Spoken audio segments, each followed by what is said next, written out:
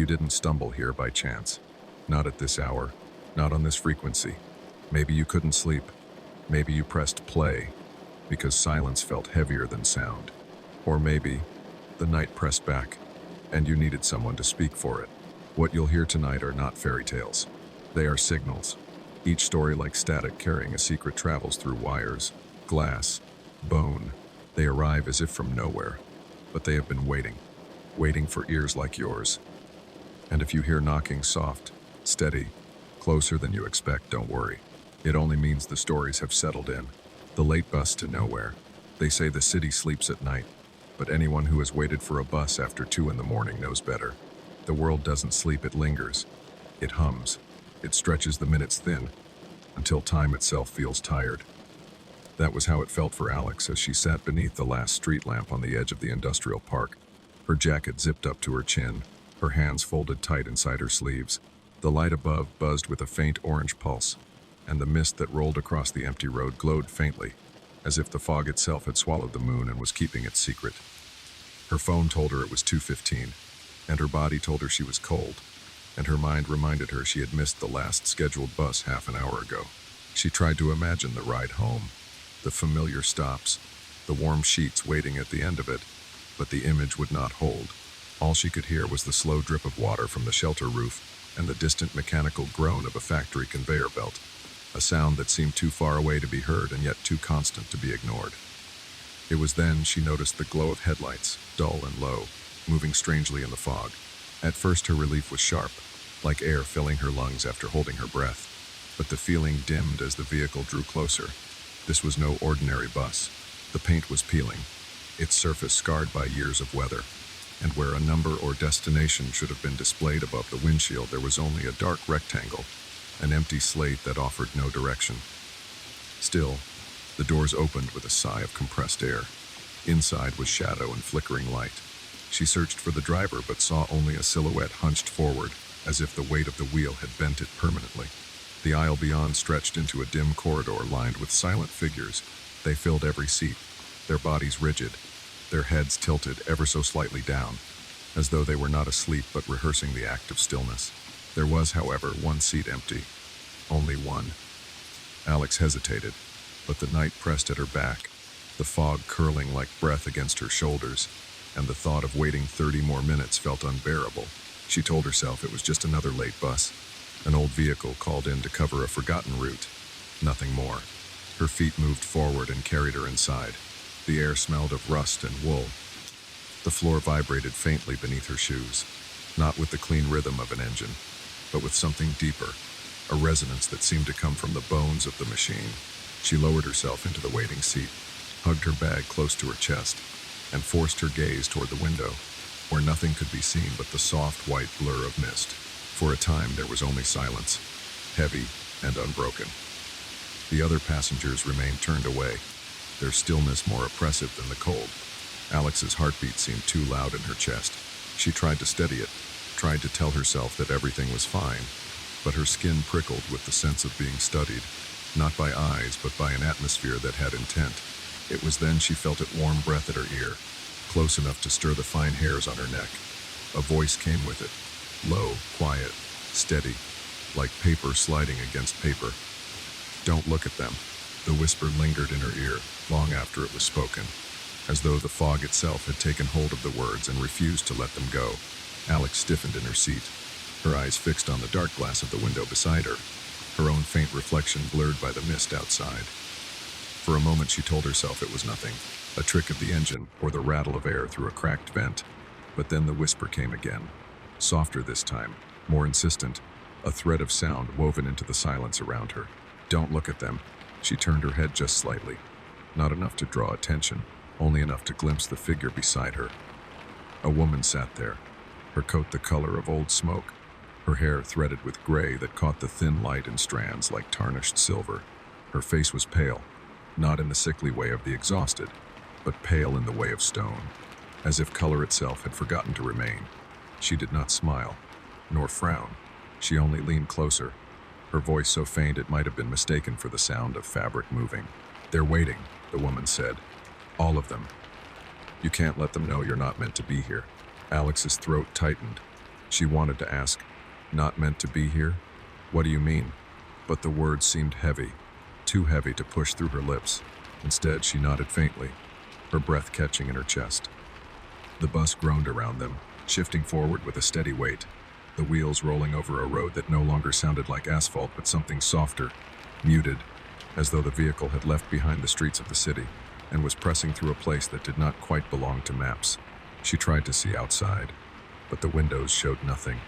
No buildings, no traffic lights, no signs, only a slow undulation of fog that glowed faintly with its own weak light. It gave the impression not of movement but of drifting, as if the bus were afloat on some endless current. The passengers did not stir.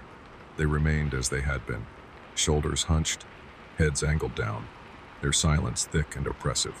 Alex's fingers tightened against her backpack. She thought she saw from the corner of her eye the slight tilt of a chin, the faintest twitch of recognition, and her pulse stuttered. She forced her gaze lower, staring at the floor where the rubber mat was cracked and peeling, its grooves filled with a dark residue that caught no reflection. The woman in gray leaned just close enough that her words brushed Alex's ear. "You must not look into their eyes," she said. "That's how they claim you. That's how they know." Alex swallowed hard. "Know what?" she whispered, but the woman's expression did not change. Her gaze fixed forward as though she were simply another still passenger. "That you're still alive." The words dropped into Alex like stones into water, sinking deeper, leaving ripples she could not stop.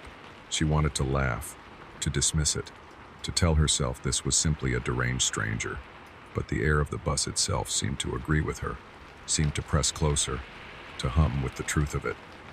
The driver did not speak, did not move, his silhouette rigid behind the wheel. The mirrors caught fragments of faces, but the glass was clouded, warped, as though reflection itself refused to show them clearly. Alex's mind turned frantic. She thought of standing, of pulling the cord to signal a stop, of demanding to be let off. But there were no cords, no signs, no buttons, only the hum of the bus and the shallow rhythm of her own breathing. "Listen," the woman whispered again. "The next stop will come. You must leave, no matter where it is. Step off and don't look back." Alex wanted to ask where the stop would be, how far, what place could possibly exist beyond this fog. But before she could speak, she felt it. The slow, deliberate turning of a head 2 rows ahead, not all the way, just enough that the faint outline of a cheek was visible. The figure held still for a long moment, and though Alex kept her eyes pinned to the floor, she could feel it, the weight of something unseen pressing against her, testing, waiting for her to meet its gaze. Her lungs ached, her hands trembled. The woman in gray's whisper cut through the pressure, a single thread of sound keeping her anchored. "Do not give them your eyes." Oh, the bus rolled onward, deeper into the nowhere it seemed to belong, and Alex sat rigid in her seat, counting the shallow beats of her heart, waiting for a stop that might never come. The bus moved as if time itself had loosened its grip, as though every second stretched longer than it should, bending and thinning until minutes no longer had meaning. Alex pressed her palms into the straps of her backpack and tried to breathe evenly, but each inhale tasted faintly of metal, as if the air were drawn through rusted pipes before it reached her lungs. The vibration beneath her feet had changed less mechanical now, more like the tremor of a living thing, steady and patient, carrying her toward a place she had never asked to go. The woman in gray sat motionless beside her, but her presence was sharp, a tether in the haze of dread. Alex dared not meet her eyes, but she could feel the faint hum of that voice still lingering in the space between them, as though it were stitched into the fabric of the bus itself. She wanted to ask what this place was, why it had come for her, but every question seemed too heavy, too dangerous, as if saying the wrong word might be enough to draw attention from the others, because the others were no longer as still as they had been. It began with the faintest shift, the sound of fabric brushing fabric, the subtle creak of a seat bending under weight that had not moved in years. Somewhere to her left, a hand twitched, fingers curling slowly into a fist before unfurling again. Farther down the aisle, a head rolled ever so slightly on its hinge of a neck, the motion too slow, too deliberate, as though it were not the body choosing to move but the air itself instructing it. Alex's pulse climbed into her throat. She fixed her gaze on the floor, tracing the cracks in the rubber mat, the tiny flecks of grit caught in its grooves, anything to avoid the urge to look. But the pressure was there, the heavy sense that if she simply lifted her eyes, she would find a row of faces all turned toward her, watching, waiting. The bus groaned around her, its lights flickering in irregular breaths. Through the glass, the fog rolled endlessly. No sign of buildings or intersections, only shapes that seemed to loom for a moment before dissolving back into the white. For a heartbeat, she thought she saw the faint outline of a fence, the skeleton of streetlights, the frame of something that might once have been a road. But the vision thinned before she could hold it, as though the world itself was unraveling outside the bus.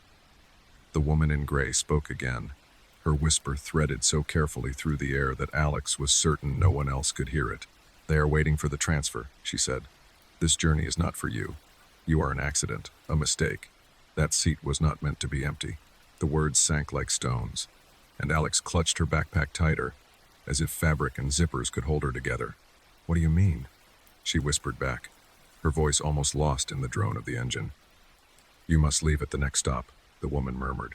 "If you stay, you will not belong to yourself anymore. You will be exchanged." The weight of that last word pressed against Alex's chest. Exchanged. She imagined her seat filling again, not with her body but with something that had been waiting, patient and silent, until she was worn down enough to give in. Her stomach tightened. She told herself she would leave. She would step off no matter what the stop looked like, no matter how empty the road or how thick the fog. But another part of her whispered doubt. What if there was no stop? What if the doors never opened again? The bus shuddered. The vibration changed, deepened, and in the corner of her vision, Alex saw it. The subtle tilt of a shoulder, the ripple of motion passing like a signal down the rows. One by one, the passengers stirred, small movements that together built into a rhythm, not random but synchronized, as though they were all breathing through the same set of lungs. Her chest constricted. She pressed herself deeper into her seat, tried to vanish into her own silence, but the rhythm seemed to be drawing closer, pulling her in, urging her to join. The woman in gray's whisper cut through the suffocating pulse. "Steady. Do not look. They cannot touch you if you do not give them your eyes." And then, beneath the drone of the engine, Alex heard it, the faint scrape of the bus's brakes. The weight of it slowing pressed gently against her body, and for the first time she felt something like relief. The stop was coming. The promise was real. But as the bus decelerated, the passengers lifted their heads in unison, their movements perfectly measured, perfectly rehearsed, as though some invisible signal had drawn them from stillness. The air tightened, and Alex's breath caught in her throat. The stop was coming, but so was the moment she feared most. The brakes sighed with a weary groan, and the bus slowed, its weight shifting with a reluctance that felt almost human, as though it despised the thought of stopping at all. Alex felt her body lean forward against the pull, her fingers clutching at the seat in front of her. For a heartbeat, she imagined the blessed relief of doors opening, of night air filling her lungs, but the moment was poisoned by the sound that followed, an entire row of bodies straightening at once, vertebrae clicking like branches bending in a storm. The passengers were no longer still. Their shoulders squared, their heads tilted upward, and the silence they had carried so patiently was broken by a sound low and threaded, a rustle that might have been breath or might have been something older, a tide gathering strength. The rhythm of their movement was not frantic but ceremonial, as if they had rehearsed this moment for years, and now it had arrived. Alex kept her eyes down, fixed on the worn rubber flooring, but she could feel them. The weight of their regard pressed against her like hands she could not see. Her pulse hammered in her ears. She thought of standing, of rushing to the door, but her legs felt nailed to the floor. Beside her, the woman in gray leaned close, her voice a thread of calm cutting through the swell of dread. "Now," she whispered, "the doors will open. Do not hesitate. Do not look at them. Step off, and do not turn back." "Oh." Alex's throat was dry, her breath shallow, but she nodded, clutching her backpack to her chest like a shield. The bus exhaled again, the engine's low drone faltering into silence, and with a hiss of old hydraulics the doors opened. Cold air drifted in, not the air of the city but something denser, wetter, carrying the smell of soil long undisturbed. The fog outside pressed close, so thick it seemed to lean into the bus itself. Alex could see no road, no shelter, no lamps, only a vague suggestion of ground waiting beyond the threshold. Her legs trembled as she stood. She could feel the others shifting behind her, their movements not random but aligned, as though each step she took was pulling them into motion. A hand twitched at the edge of her vision, pale fingers curling around the top of a seat. Another figure exhaled, a sound more like a sigh of hunger than relief. "Do not meet them," the woman breathed. "Do not give them your eyes." Alex forced herself forward, one step then another, each footfall heavy as though the bus were reluctant to let her go. The aisle seemed longer now, stretched, each row of silent figures lengthening the corridor, but she did not lift her gaze. She stared at the floor, at the cracks in the rubber matting, at the shadows that slid across her shoes like smoke. When she reached the door, the outside fog swelled in, thick and damp against her face, and she realized the choice was simple: to step into it or to remain and be taken. Her chest ached with the pressure of it, the unbearable weight of waiting eyes that begged for her attention. She bit down on the urge to look, to confirm what she already felt pressing at her shoulders, and then she leapt down. Her shoes struck earth, not asphalt, not concrete, but a surface soft and uneven, like packed soil or the floor of some forgotten lot. The cold reached through her soles and into her bones. Behind her, the bus loomed, its lights dim and patient, the hum of its engine deepening once more. She did not look back. She could not. The doors closed with a final hiss. For a moment, she stood trembling, her breath visible in the wet air, the fog wrapping itself around her like cloth. The sound of the engine built again, and the bus rolled forward, its body dissolving almost immediately into the whiteness. Within seconds, only the faint red glow of taillights remained. Then even that was gone, swallowed by the fog as though it had never been there at all. The silence that followed was vast. Alex stood alone, the ground soft beneath her shoes, the air heavy and moist, the fog so thick she could not tell if she was in a field, a street, or some other place entirely. And then she heard its footsteps, slow and deliberate, padding softly against the soil a few paces behind her. Her chest tightened. She turned, not quickly, not all at once, but just enough to see the woman in gray standing there, her figure distinct against the shapeless mist. She was smiling, a thin, satisfied curve of lips that held no comfort at all. "You made it," she said softly, almost tenderly. "I told you to step off. I told you to trust me." "Oh," Alex swallowed, her heart pounding, and for a fleeting second gratitude surged in her chest. But then the woman's smile deepened, and her voice dropped lower, more intimate. "It's fortunate," she murmured, "that she never saw me in the mirror. I've never liked sharing my new souls." The words curled into Alex like ice. The fog seemed to lean closer, listening, waiting, and for the first time since she had stepped onto that bus, she wished she had never left the shelter at all. The fog gathered thick around her ankles, pulling higher as though the ground itself were exhaling, and Alex tried to steady her breathing, tried to convince herself that she had done the right thing, that stepping off had saved her. The bus was gone. Nothing remained of it but the faint echo of wheels pressing through a space that did not feel like a road at all. She told herself that was the end of it, that she had left the others behind, left the strange, silent passengers and their waiting eyes. But the woman in gray had not dissolved with the bus. She lingered, standing no more than 10 feet away, her outline sharp where the fog should have blurred her, her smile the only bright thing in a place that had no light. "You should feel grateful," she said softly, her words almost a lullaby, each syllable carried gently into the damp air. "They would have taken you. They would have folded you into their silence and worn you down until nothing of you remained. But I kept you for myself. It is better this way." Alex's throat was dry. She wanted to demand an answer, wanted to know who this woman was, what she meant, but every word caught in her mouth like ash. The woman tilted her head, watching, and in the dim glow of the mist her eyes were not eyes at all but dark pools, the kind of dark that swallows stars. "You see," the woman went on, "the bus is not theirs. It never was.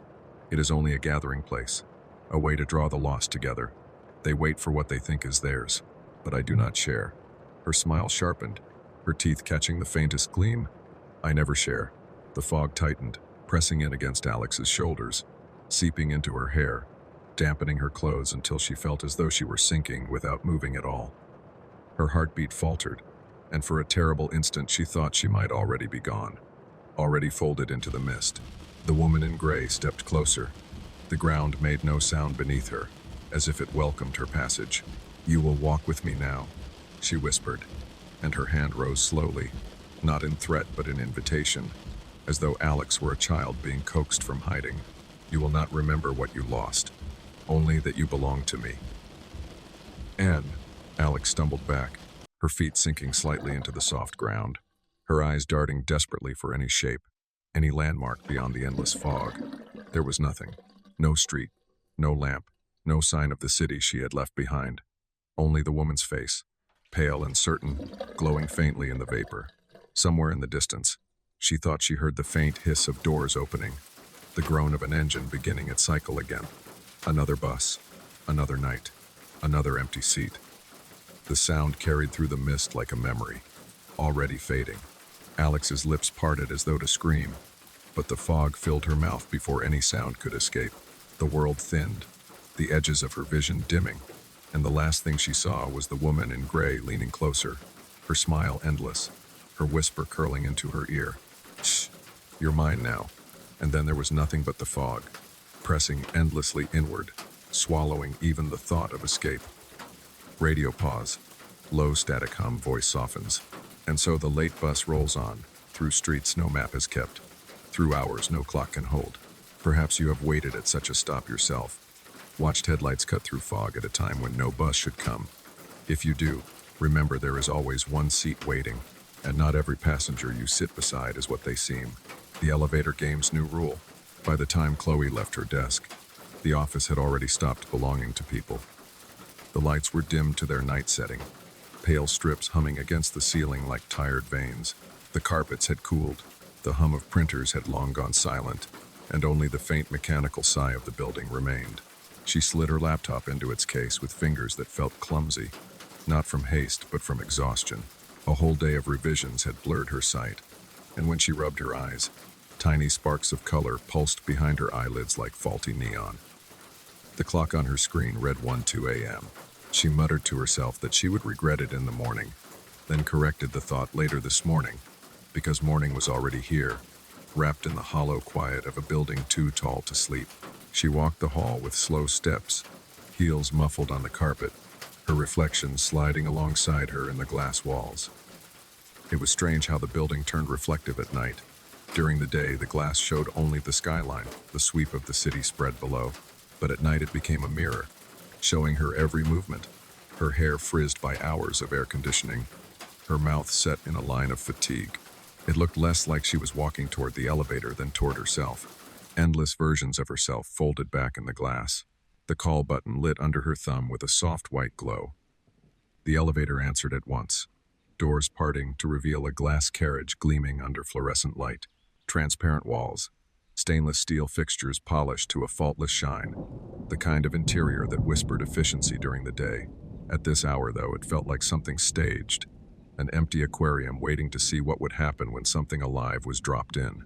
She stepped inside, the soles of her shoes clicking softly on the floor.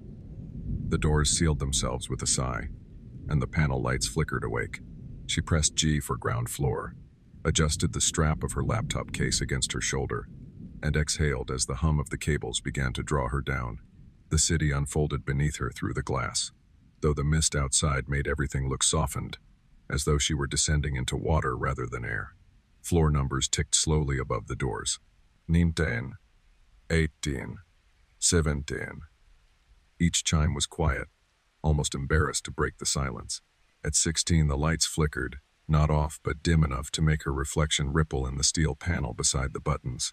She frowned at it, then turned away, brushing the thought aside. Buildings of this size always had quirks, little electrical ghosts. At 12, she leaned her head back, let the cool air wash over her. At 10, she rubbed her temples, her breath fogging the glass faintly. At 8, the elevator slowed. The bell gave its polite chime. The doors slid apart. Two figures waited in the corridor, a man and a woman, both colleagues she knew just well enough to smile at in passing. Their clothes were neat, though slightly rumpled from long hours, their faces pale under the harsh fluorescent glow. Chloe straightened a little, offering them a tired grin, her hand shifting casually toward her bag as though to make space for them. They didn't step forward. They only stared into the carriage, eyes fixed, not on her exactly but on the space around her, as though they were looking at something that wasn't there. Chloe felt her smile falter. "Late night?" she offered, the words too loud in the glass box. The man glanced at the woman. The woman gave the smallest shake of her head. His lips parted, closed again. They stood rooted where they were, and then, as the doors began to close, the woman leaned slightly toward him. Chloe barely heard it, but the words slid through the narrowing gap. A whisper flattened by metal. "No, too many. Look closer. Can't you see them? All those shadows crowding the car." Chloe froze. Her gaze darted around the carriage. Empty. Only her bag, her own reflection, doubling back at her from the glass and the steel. The elevator sighed and sealed itself, leaving her alone with the hum of machinery. She turned slowly toward the panel, letting her reflection steady her. The metal was polished bright enough to mimic a mirror. Her own face stared back, pale with fatigue, hair slightly out of place, mouth tight. But below her reflection, near the corner of the panel, a mark caught her eye. A faint smear, like oil left by a careless hand. She leaned closer. The smear curved upward, bent, widened again, forming the subtle suggestion of an eye. Another beside it, a mouth stretched beneath, not smiling exactly, but present. She blinked hard, leaned back. The stain didn't vanish. It had shape now, shape enough to look back. Her reflection did not move, but the mark did. The mouth tilted upward into something close to a grin. The eye narrowed, and then, unmistakably, it winked. Chloe's breath caught, a sharp sound in the small space. The hairs at the base of her neck lifted as though something cold had brushed against her skin. The elevator shuddered, the cables groaning above, not in rhythm but in protest. She glanced at the floor numbers, still glowing 8, yet the carriage was descending, not toward 9, not toward 7, but into the space in between. The hum of the motor deepened, strained, as if the car carried more weight than it should. Chloe pressed herself back against the glass wall, her breath shallow, fogging her reflection. For the first time she noticed the sound of her own breathing, fast, uneven, filling the space as if it did not belong to her. Somewhere close, closer than her own chest, another breath answered. The car should have moved smoothly, should have slipped cleanly from the 8th floor to the 7th in a matter of seconds, but instead, it lingered in the narrow void, the hum of machinery thickening into something that sounded less like mechanics and more like a low groan from deep within the walls. Chloe pressed her hand against the glass as though it might steady her, but the surface was damp with her own breath. Her reflection blurred into smears of light and shadow. The numbers above the door stayed frozen on 8. The sensation beneath her feet, though, told her she was drifting, the car trembling softly, as if its weight was being measured, weighed, judged.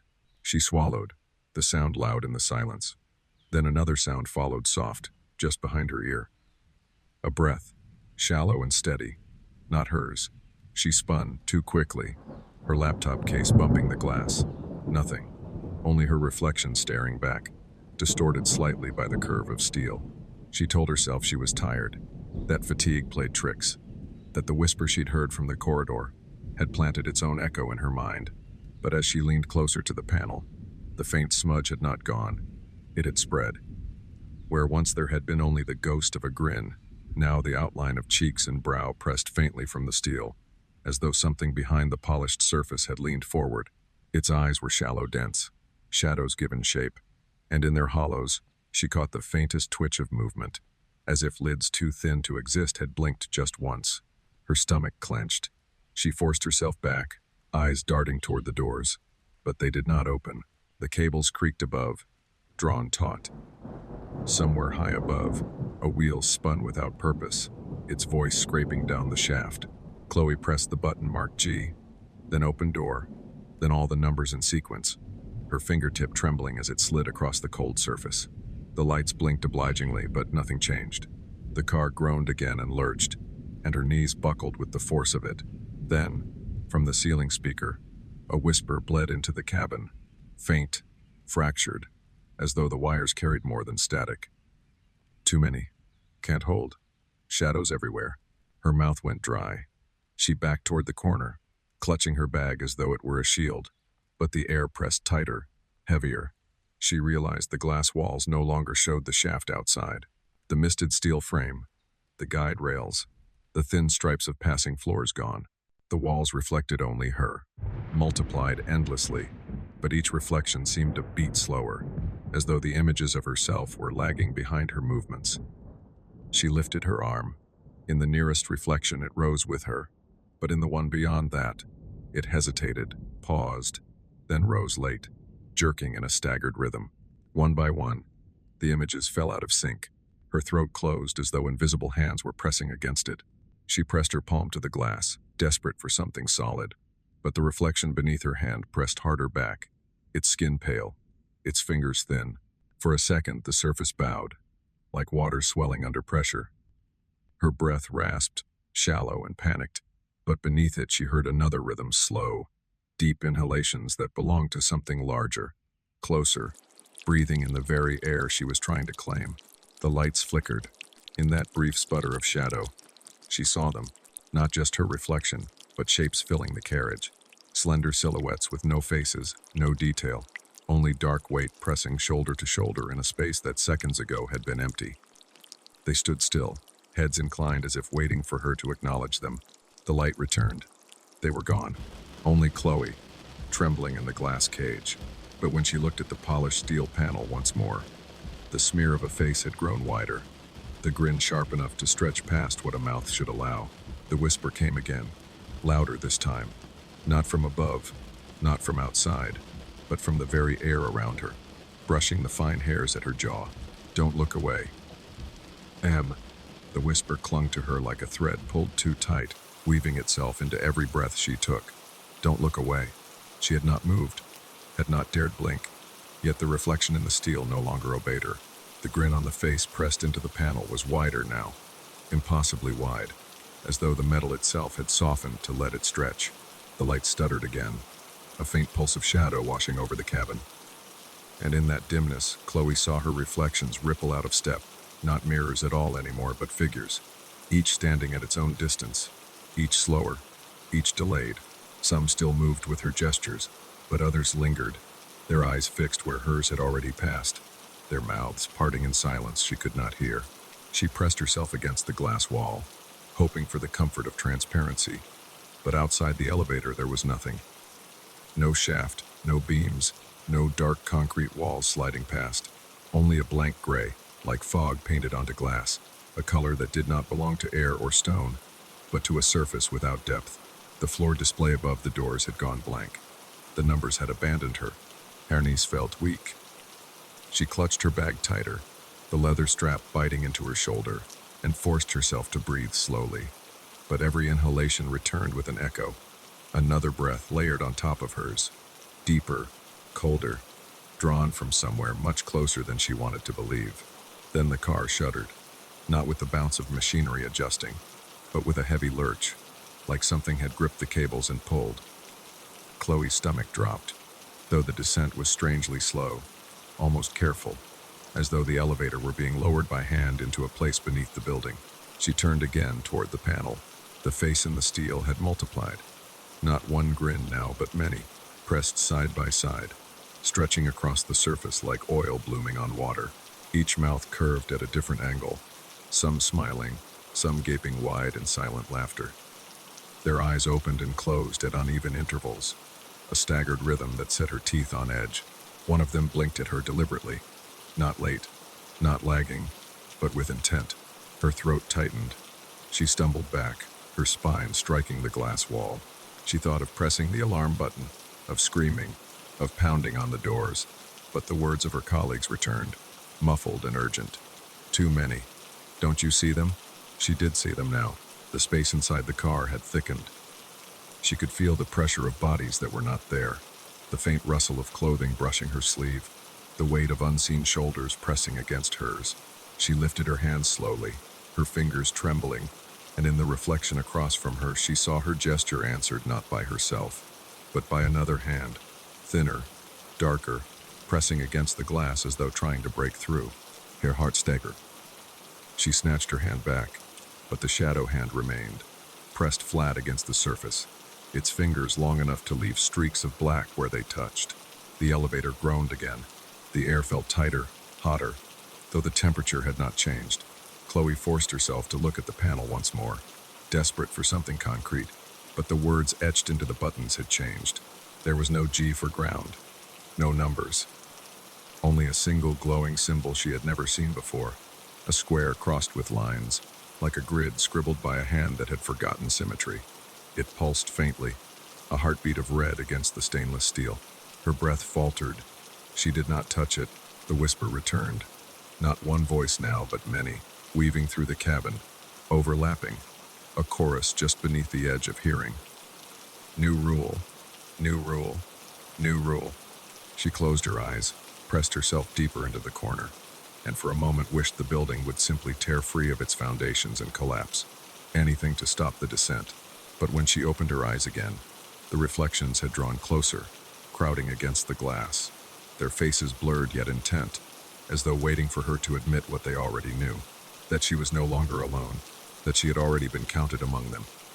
The elevator groaned as though the weight of the whole tower rested on its shoulders.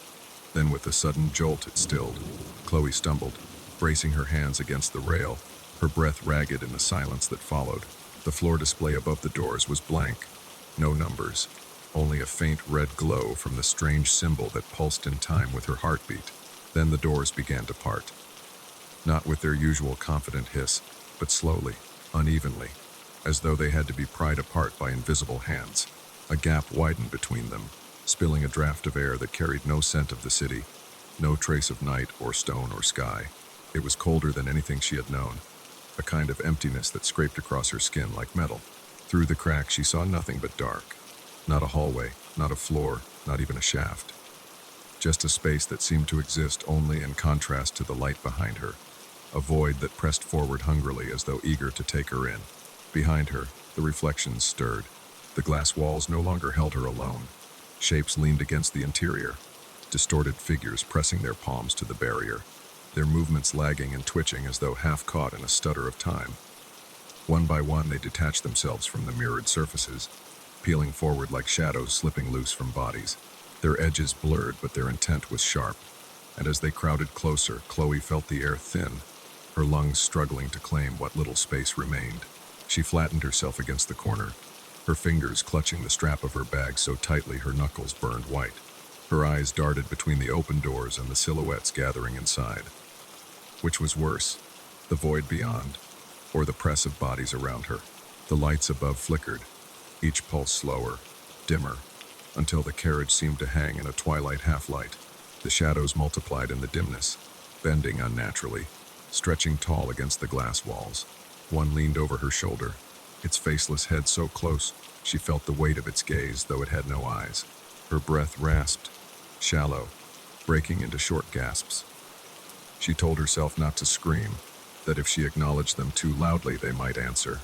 But already she could hear them, soft and low, their chorus weaving into words. Step out, new rule. One must leave. The doors creaked wider, the dark beyond swelling like an ocean tide. For a moment, Chloe thought she saw something shift in the void, a ripple, a curve, the suggestion of more figures waiting beyond the threshold. She shook her head violently, pressed her forehead against the cold steel rail, whispered to herself that it wasn't real, it wasn't possible. But the voices pressed harder, their insistence rising, their tones stretching into something that was not quite human, not quite language. New rule, new rule. One must leave, one must stay. Her knees buckled. She almost fell forward into the waiting dark, but a hand brushed her sleeve cold, dry, more pressure than touch. She snapped her head toward it, too late to stop herself, and for a heartbeat she met the hollow of a faceless shadow leaning close. It had no features, no mouth, yet she felt the smile cut across her skin like a blade. The lights flared once, hard and bright, and she realized she was no longer standing in the same place. The carriage seemed stretched wider, deeper, filled with outlines pressed shoulder to shoulder. Their heads turned in unison toward her, and for the first time she understood what her colleagues had seen when they had refused to enter. The elevator was not empty. It had never been empty. Her throat closed, her body frozen, as the voices surged together, a tidal whisper that filled every inch of the air. One must leave. Now. The doors hung open. The void waited, and Chloe, trembling in the corner of the carriage, realized she was not being given a choice. The doors yawned open to their fullest, revealing nothing but a darkness that felt almost liquid, a silence too heavy to belong to any hallway she had ever known. The air pressed against her skin, cold and damp, tugging faintly at her sleeves as if urging her forward. The voices had stilled, no longer chanting, no longer overlapping. Only a single thought remained in the stillness, one that filled the elevator without sound. One must leave. Chloe's body trembled. Her hands ached from clutching the strap of her bag, though she no longer remembered why she held it, what it carried, or why she thought it mattered. The silhouettes crowded against the glass, against the steel, each one leaning closer, faceless heads tilted with silent expectancy. They wanted her gone. They wanted her to make the choice. But there was no choice. The breath she had been holding escaped her in a broken gasp, and her feet moved as though guided by something beyond her. One step forward, the floor beneath her shoes cold and soft like damp soil. Another step, and already the light of the elevator seemed dimmer, its white fluorescence bleeding away into the waiting dark. Behind her, the doors began to close. Panic surged, and she twisted, desperate to throw herself back into the carriage. But the silhouettes had already filled the space, pressing shoulder to shoulder, their bodies overlapping, indistinguishable from one another. In the brief sliver of light before the doors sealed, she saw them all turn their heads in perfect unison toward her. The last thing she saw was her own reflection among them, lips curved into a smile she had not made. The doors sealed shut. The hum of machinery resumed, steady, efficient, as though the descent had never faltered. The numbers above the door lit again, 7, 6, 5, obedient, familiar, reassuring to whoever would ride next. But Chloe was gone. And in the empty dark beyond the doors, her breath quickened, not her own anymore, but part of the rhythm of 1,000 others, woven into a chorus waiting for the next late-night passenger to play by the rules, or to break them. Somewhere high above, the elevator chimed softly as it reached the ground floor. The doors opened, bright and empty, a box of glass and steel, perfectly ordinary, ready. The last meal. The train moved with the patience of something ancient, its wheels whispering over steel in a rhythm older than the cities it crossed. Outside the window, the world was reduced to a blur of snow and midnight, the glass fogging and clearing with each sigh of the heater. Inside the first-class cabin, the air smelled faintly of polished wood and leather, warm enough to soften the edges of the cold night pressing in from every direction. Sarah sat alone at the table built into the wall beneath the window, her son balanced on her lap, the small spoon she held catching the yellow light as she stirred the jar of baby food. She had booked this compartment because it promised privacy, promised a way to escape the eyes and whispers of the city, promised the illusion of safety. Her reflection in the dark glass of the window was sharper than she liked. She had spent years perfecting her composure, every expression calculated, every pause in conversation a performance. But tonight the reflection betrayed the fatigue she had tried to hide. The dark circles beneath her eyes, the line at the corner of her mouth, the tremor in her hand each time she lifted the spoon. She tried to steady her breathing. This trip was meant to be a clean break, out of the scandal, out of the headlines, out of the apartment where Mark had left his final note. Her lawyers had warned her to keep quiet. Her friends had advised her to disappear, and so she had. The baby squirmed faintly, small fingers gripping at the edge of her blouse. She smiled automatically, dipping the spoon into the jar, guiding it toward his mouth. He opened it, but only slightly, the way one does when tasting something sour. The train's rhythm filled the pause, steel over steel, a low and steady heartbeat underfoot. Sarah tried again, coaxing. "Come on, sweetheart. Just a little more." The child's eyes met hers. For a moment she thought the reflection of the lamp had changed their color dark, too dark for a 1-year-old.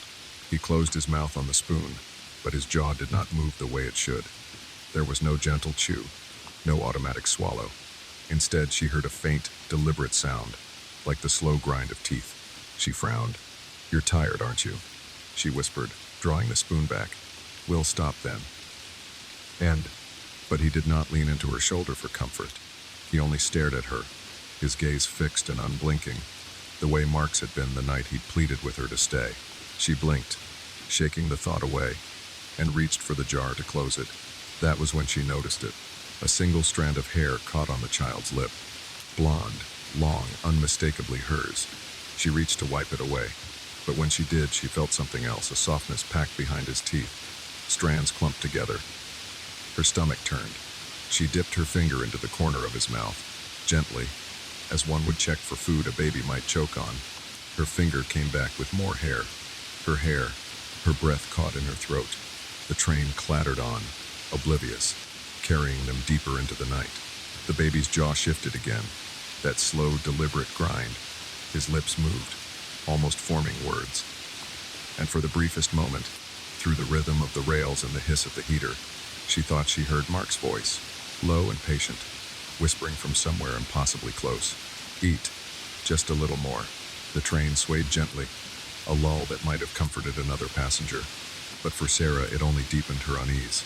The rhythm was steady, almost hypnotic.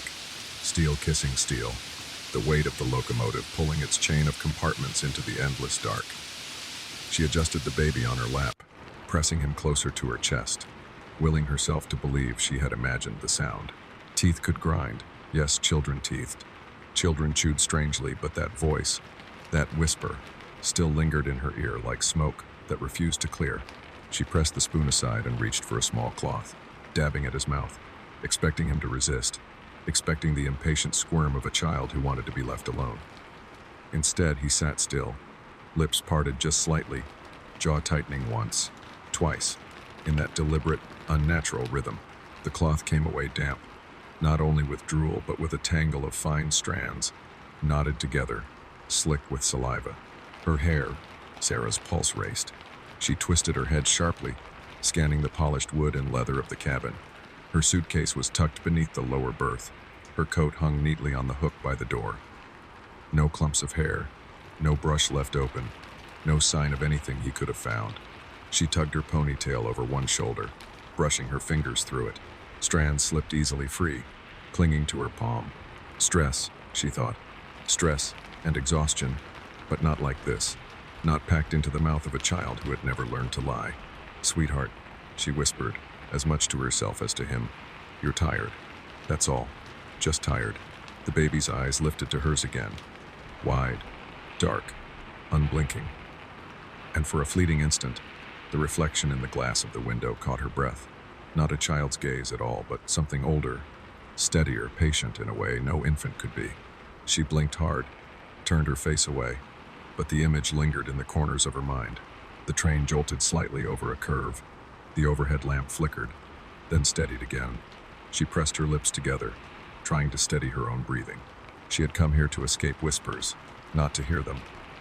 And yet the sound came again. It started with the faintest hitch of a sob, the kind a child makes when fighting sleep. Then it lengthened, deepened, spreading into the air like a thread pulled too far. Sarah's chest tightened. The cry grew sharper, higher, piercing, echoing off the paneled walls until the cabin seemed to shrink around her. She hushed him automatically, swaying slightly as though the motion could soothe both of them. "Shh, it's all right, I'm here." Her words sounded hollow in the small space, rehearsed and distant, but the cry shifted. It caught in the baby's throat, cracked, broke into something jagged.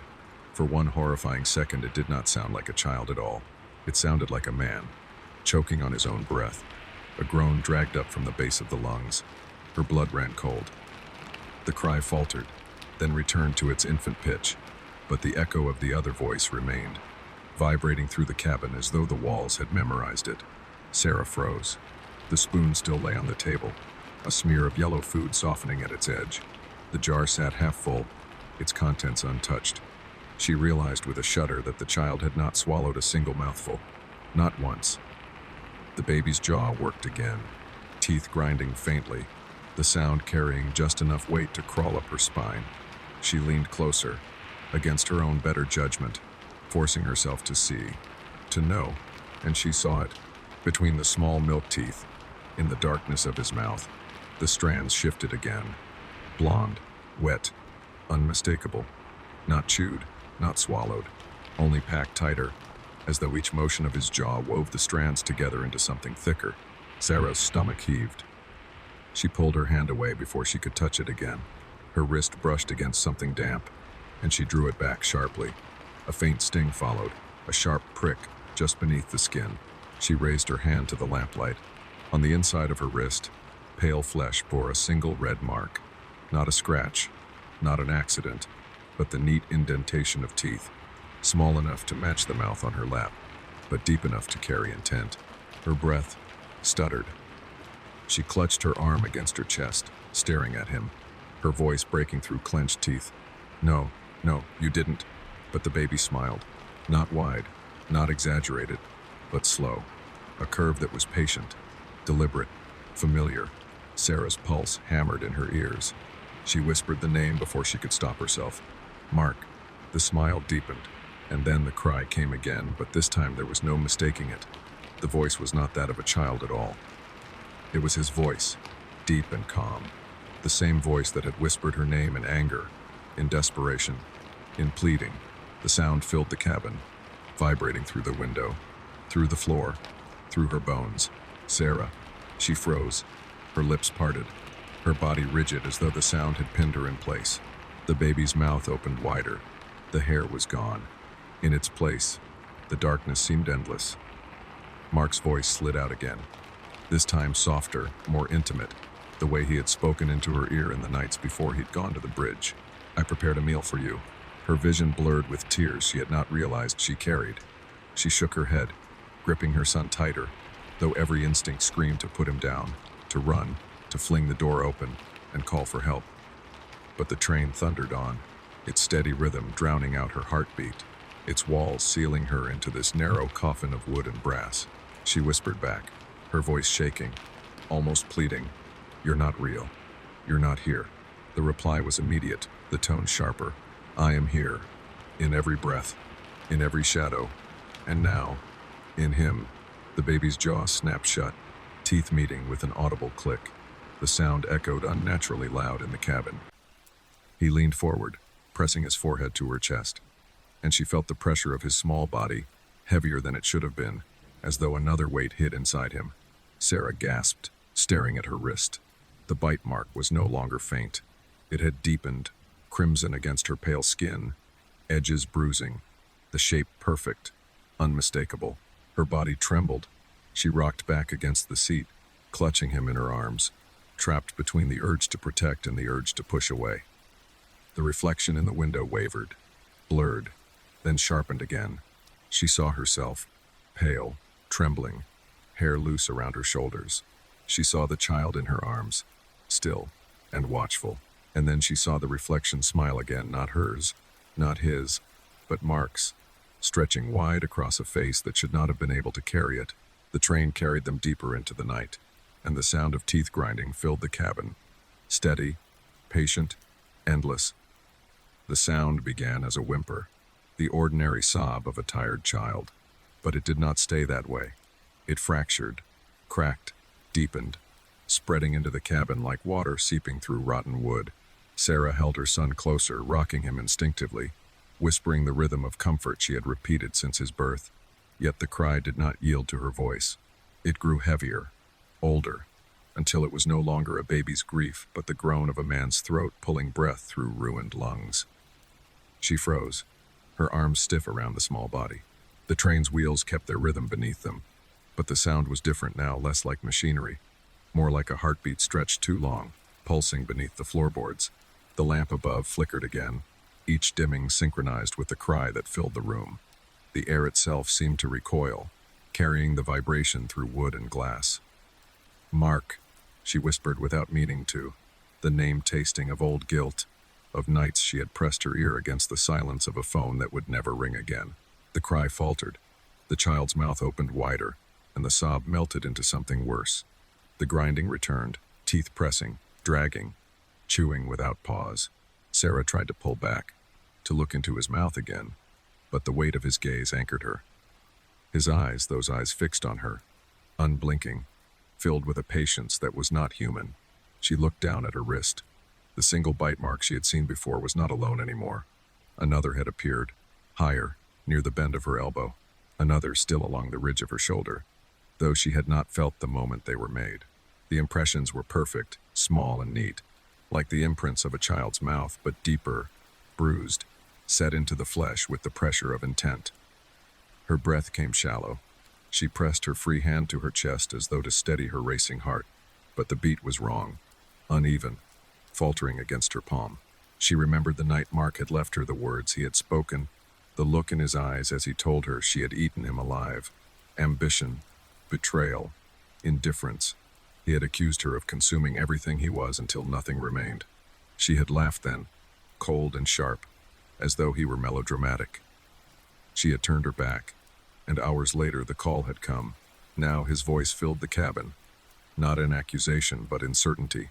"You took everything from me." The words vibrated in her bones, spoken through the mouth of the child but layered with a depth no infant throat could carry. She clamped her eyes shut, pressing her forehead to the baby's hair, whispering, "No, no, no," until the syllables blurred. But when she opened them again, the reflection in the window showed the truth she refused to see. She was not holding a child. In the dark glass, Sarah's arms cradled a weight larger than her own body. The figure in her lap was grown, shoulders broad, head bowed forward, chest heaving with every breath.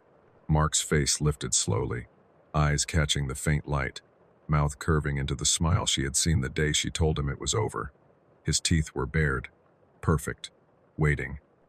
She jerked her head away from the window, clutching at the warm, small body against her chest, whispering to herself that it was her son, her baby, her reason to live. But her wrist throbbed again, sharp and sudden, as if teeth had just sunk into it once more.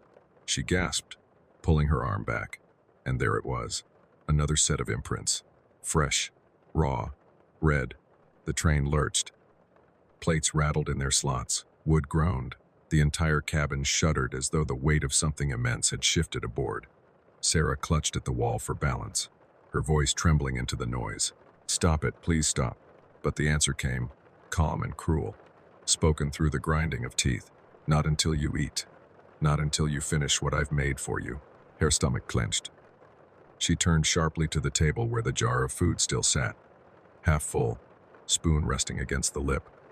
The yellow puree had darkened, thickened, streaked with strands of something pale. She leaned closer, eyes narrowing, and felt her insides twist. Hair, long, blonde strands twined through the food, packed into it like stuffing, coiled slick around the spoon. Her chest convulsed. She gagged, clapping her hand over her mouth, tears burning her eyes. The child cried again, but this time it was laughter woven into sobbing, the rhythm shifting unpredictably. The sound rose and fell with the sway of the train. A lullaby turned grotesque. Beneath it came the unmistakable sound of chewing wet, deliberate, grinding. Sarah stumbled back, her shoulders striking the cabin wall. She slid down to the seat, the baby still in her arms, heavier now, his body pressing into hers as though it had absorbed another weight. She could feel the slow, steady gnaw of his teeth against the fabric of her blouse, not hard enough to pierce yet, but constant, rhythmic, inevitable. Her vision blurred with panic. She closed her eyes, pressed her head back against the wall, and tried to recall the city, the noise, the streets, anything real. But the train was all that remained, its sound no longer mechanical but organic, the rails grinding like bones, the wheels pounding like a giant heart. The bite on her wrist burned. She raised it to the lamplight and gasped. The skin was opening, not torn, not bleeding, but spreading into a perfect oval, as though the bite itself had decided to deepen. She clawed at it, desperate to close the wound, but her fingers slipped against the dampness of her own skin. The baby shifted in her lap, lifted his face. For the first time he spoke with clarity, no trace of childish tone. "Eat, Sarah." She stared into his eyes. They were not her son's. They were not even Mark's as she remembered them. They were older, emptier, the eyes of something that had fed too long on bitterness. The lamp above dimmed again, and in the dark window she saw herself doubled, tripled, 100 versions pressed against the glass, each holding a different version of the child, each reflection chewing, grinding, swallowing what she could not see. The noise of it filled her ears until she thought she would break. The baby leaned closer, teeth grazing the line of her throat. His breath was cold, sour with the taste of iron. "You cannot live comfortably," he whispered, the words shaped by Mark's voice, deep and final. "When you carry the life you stole, I will give you another ending." Sarah screamed, her voice tearing through the cabin, drowned at once by the rush of the train as it plunged deeper into the night. The scream tore from her throat, but the cabin swallowed it whole. The walls seemed to drink the sound, muffling it, bending it into the rhythmic groan of the train. For a moment, Sarah thought she had not made a sound at all. The baby, her son, shifted in her arms, his small hands gripping the fabric of her blouse with the strength of a grown man. She tried to push him back, tried to put distance between his face and her neck, but the weight of him was wrong. Too heavy, too anchored, as though Mark himself had wrapped himself in her child's skin. She turned her head toward the window, seeking the reassurance of her own reflection. But the glass betrayed her. It no longer showed the cabin as it was. It showed a banquet. The polished table stretched wide, gleaming with silver trays, plates set with dishes she could not name, bowls filled with strands of hair glistening with oil, goblets brimming with something dark and thick. And at the head of that impossible table sat Mark, whole and alive, his eyes locked on hers. He smiled slowly, raising a hand in invitation. The reflection of herself sat opposite him, pale and trembling, a silver fork poised in her hand. "No," she whispered, shaking her head violently, eyes darting back to the real cabin. But the truth was worse. Her child's mouth had opened wide, and teeth not soft, milk-white baby teeth, but serrated, adult teeth sank into the soft skin of her neck. The pain was instant, sharp, electric. Sarah shrieked, clawing at his small shoulders, but his grip only tightened, his jaw grinding deeper. She felt the vibration of it, bone against bone, the terrible gnash of someone who knew exactly how to take her apart. "Stop, please stop." Her voice broke, the plea ragged, but the only answer was his breath, cold and steady against her throat. And then came the voice, Mark's voice, rumbling low through the child's clenched teeth, words vibrating through her flesh. "You never let me rest." Why should you? Her vision blurred with tears. The lamp flickered, shadows jerking across the cabin walls. She tried to twist away, but his eyes, those impossibly adult eyes, held hers with a force that froze her body. She remembered that gaze. She remembered the night she told him it was over, the way he had looked at her, as though she were already guilty of murder. She sobbed, half in apology, half in terror. "I didn't mean..." The bite deepened. Her skin gave way beneath the pressure. But there was no blood. Instead, a warmth spread slowly, unnaturally, like the draining of her strength. Her limbs weakened, her breath faltered, her body sagged against the seat as though each chew pulled something vital from her. The train rocked. Its rhythm was no longer the rattle of wheels but the gnash of teeth. Sarah heard it everywhere, in the ceiling, in the walls, in the floor beneath her feet. The entire carriage had become a mouth, grinding her down, piece by piece. Her wrist throbbed again. She glanced down with the last of her strength. More bite marks, blooming along her arm, her shoulder, her collarbone. Some fresh, some fading, as though they had been there for days, years, lifetimes. Her body convulsed with sobs. She looked once more toward the window. The reflection banquet continued. Her other self sat stiffly in the chair, mouth opening mechanically as fork after fork lifted to her lips. She was feeding herself, chewing obediently, strands of hair and shreds of flesh slipping between her teeth. Across the table, Mark leaned forward, watching with quiet satisfaction, his hand resting on the tablecloth like a king at feast. "Eat," his voice thundered in her ear again, matched perfectly with the motion in the glass. "This is your last meal." Sarah thrashed against the weight of her child, against the pressure of his jaw. The scream that left her throat was half fury, half despair. "He's not you. He's my son." But even as she said it, she saw the truth in his eyes. Mark was there, entirely, patient, waiting. The baby's bite loosened only slightly, his teeth still resting against her throat. His lips moved, shaping words in Mark's steady, deliberate cadence. "You cannot live comfortably, Sarah. Not after me. Not after what you took. You fed on me until nothing was left. And now you will know what it means, to be devoured." Her vision darkened at the edges. The hum of the train deepened into a roar.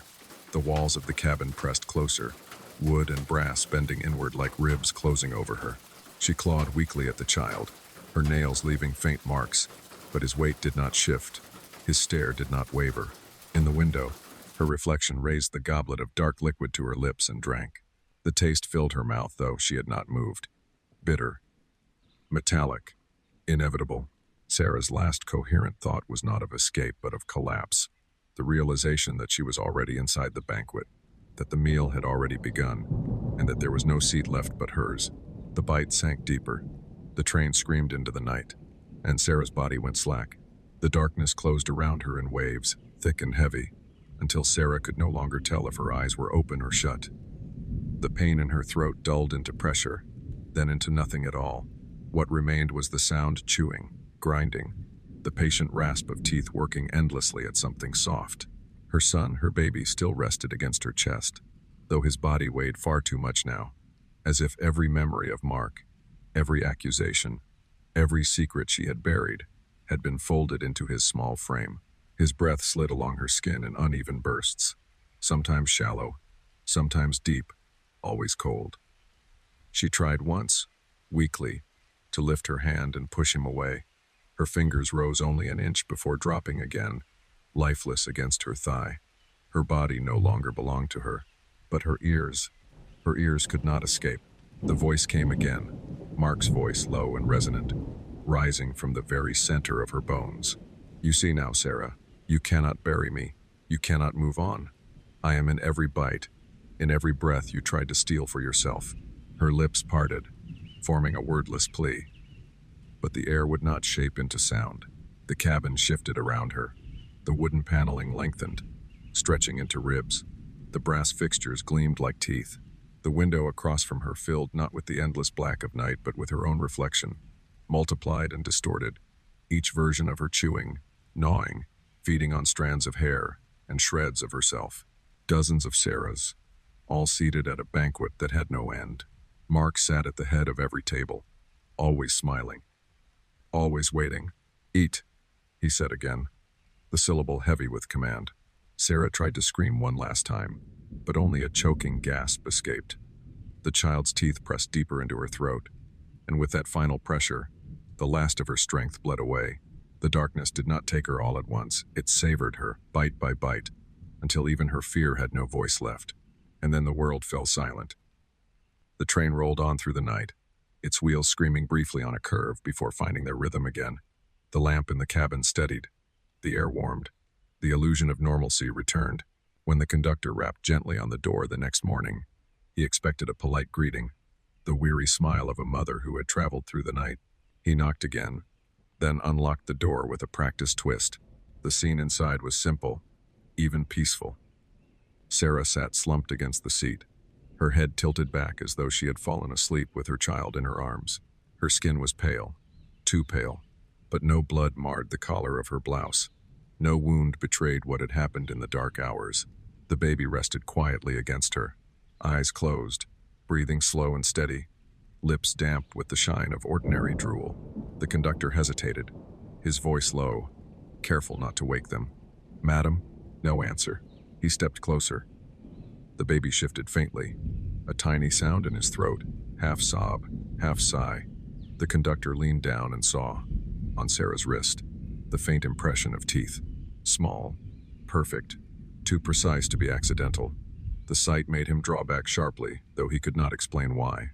The baby opened his eyes then, wide and dark. For a moment, the conductor thought he saw something ancient in them, something that looked back with too much patience for a child. But the thought fled as the infant yawned softly and closed his eyes again, nestling against the unmoving warmth of his mother. The conductor adjusted his cap, unsettled, then quietly backed out of the cabin. He told himself it was exhaustion, that he had imagined what he saw. When the door clicked shut, silence reclaimed the room. But not for long. Beneath the quiet, barely audible beneath the hum of the train, came a sound. Soft at first, almost nothing. The sound of teeth, grinding, chewing, endless, the garden of silent witnesses. The retirement lodge had been advertised as a sanctuary. Sunlit rooms, carefully manicured gardens, attentive staff. For most of the new residents, it was exactly that, a final home designed to soften the edges of age. But for Edwin, who had buried his wife 3 winters ago, it was a waiting room. The halls were too clean, too polished. The meals were balanced, the smiles of the nurses efficient, and the days were long in a way no clock could measure. He had tried to keep his mind occupied: crossword puzzles, newspapers folded too crisply, polite conversations with neighbors whose names he could not hold on to. But the emptiness lingered like a fog he could not walk out of. And then he found the garden. It sat at the center of the lodge grounds, a circle of hedges trimmed low, enclosing a space of grass and stone. In the middle stood 7 statues, arranged with deliberate symmetry. They were not extraordinary at first glance human figures, weathered, each one caught in some quiet act of daily life. A man leaning on a cane, a woman tying her hair, a boy with a ball frozen mid-bounce. Edwin had meant only to pass through, but he slowed, drawn inexplicably to the woman seated on a carved bench of stone.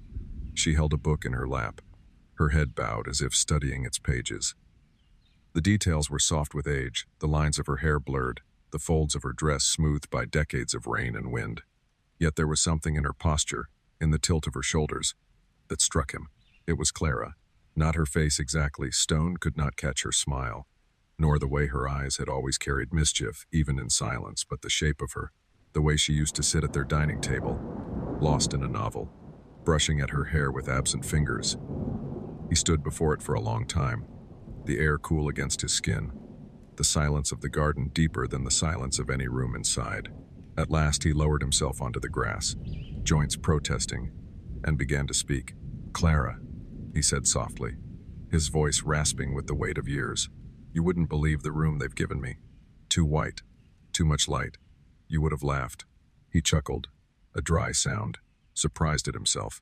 He had not spoken her name aloud in weeks, perhaps months. But the stone woman seemed to listen, and so he talked. Every afternoon thereafter, he returned to the circle. While others played cards or watched television, Edwin made his way to the statues, his steps slow but steady, and seated himself by the woman with the book. He spoke of trivial things, the weather, his aching knees, the food too soft for his liking. Sometimes he spoke of their daughter, who called less often than he wished. Sometimes he said nothing at all, letting the silence rest between them. The other statues he noticed only in passing. Their stone eyes never shifted, yet he felt their weight, their quiet observation. They were not decorative, they were witnesses, and though he did not fully understand it, he began to find comfort in that. On the 7th evening, the air cool with the first hints of autumn, he lingered longer than usual. The sun had set, the lamps of the garden casting pale halos across the grass. As he rose, joints stiff, he paused, looking once more at the circle. He counted them, as he always did. 1, 2, 3, 4, 5, 6, 7. 7 witnesses. He nodded to the woman with the book, murmured a good night, and shuffled back toward his room. But when he called his daughter the next morning, his voice steadier than it had been in months, he mentioned something that gave her pause. "There are 8 statues now," he told her, a faint smile in his tone. "A new one. A woman with her hands busy, knitting, just as your mother used to do in the evenings. She wasn't there before, but she is now. Isn't that something?" His daughter's silence stretched down the line, broken at last by her careful reply. "Dad," she said gently, "there are only 7. Edwin laughed, dismissing it, but his fingers trembled faintly on the receiver. That night, long after he had gone to bed, the wind pressed against the lodge windows. He stirred, half dreaming, half awake, and from the garden below, he thought he heard it. A faint, steady sound, the metallic clink of knitting needles crossing. The morning after his call with his daughter, Edwin lingered at breakfast longer than usual. The dining hall was bright, filled with the soft clatter of cutlery and the murmur of polite conversation. Around him, the other residents sipped tea or pushed food across their plates with absent-minded patience. Someone was laughing too loudly at the far end of the room. Someone else stared into their porridge as though calculating the hours left until lunch. Edwin stirred his tea without drinking. His daughter's voice echoed in his head. There are only 7. She had sounded so certain. And he had been certain too, hadn't he? The image of the new statue was crisp in his mind. A woman bent slightly forward, knitting needles poised mid-motion, the suggestion of yarn across her lap. Not as weathered as the others, not softened by decades of wind, but clean, new. And yet, he looked down at his hands, veins raised beneath thin skin, the tremor in his fingers more noticeable than yesterday. Perhaps he had imagined it. Perhaps loneliness, long and unrelenting, had invented company. Still, when the plates were cleared and the staff retreated into their rhythms, Edwin made his way to the garden. The path wound through hedges trimmed so neatly they looked unnatural, their sharp corners at odds with the wildness of the countryside beyond the lodge. He stepped carefully, leaning on his cane, until the hedges opened into the circle. The statues waited. 7 figures, arranged as always, their pale stone gleaming faintly in the midday light. The boy with the ball, the man with the cane, the woman tying her hair, each face blurred, each gesture frozen in quiet permanence. Edwin counted them once, aloud this time. 1, 2, 3, 4, 5, 6, 7. Only 7. He let out a small breath that was not quite relief, not quite disappointment. Perhaps he had dreamt it after all. Still, his feet carried him toward her, the woman with the book, seated on her stone bench, head bowed forever toward the unread pages. He lowered himself onto the grass beside her, joints aching as they always did, and leaned his cane against the bench. "Clara," he said softly, "they think I'm losing my mind. Our daughter especially. She's kind about it, but I can hear it in her voice. The way she pauses before answering me. The way she says Dad like it's meant to tether me to the world." He smiled faintly, glancing at the downturned face of stone. "You would have told her off. Told her I had more sense than half the world combined. You always defended me, even when you shouldn't have." The wind shifted. Leaves rustled in the hedges, a low sigh that curled around the statues. For a moment, Edwin thought he heard her voice carried within it just the faintest shape of his name, half swallowed by the air. He closed his eyes, letting the illusion hold him.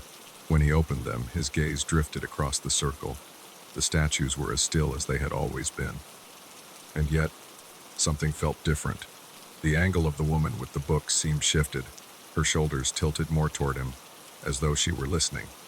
He blinked hard, leaned forward, but the change was too subtle to be certain. Perhaps he had moved slightly. Perhaps the light had changed. "Clara," he whispered again, quieter now. "Were you ever here? Did you wait for me?" Silence. And then soft, deliberate, a new sound. A click, not loud, not jarring. The delicate clink of metal against metal. A rhythm steady and familiar. Knitting needles. Edwin turned sharply, his breath catching.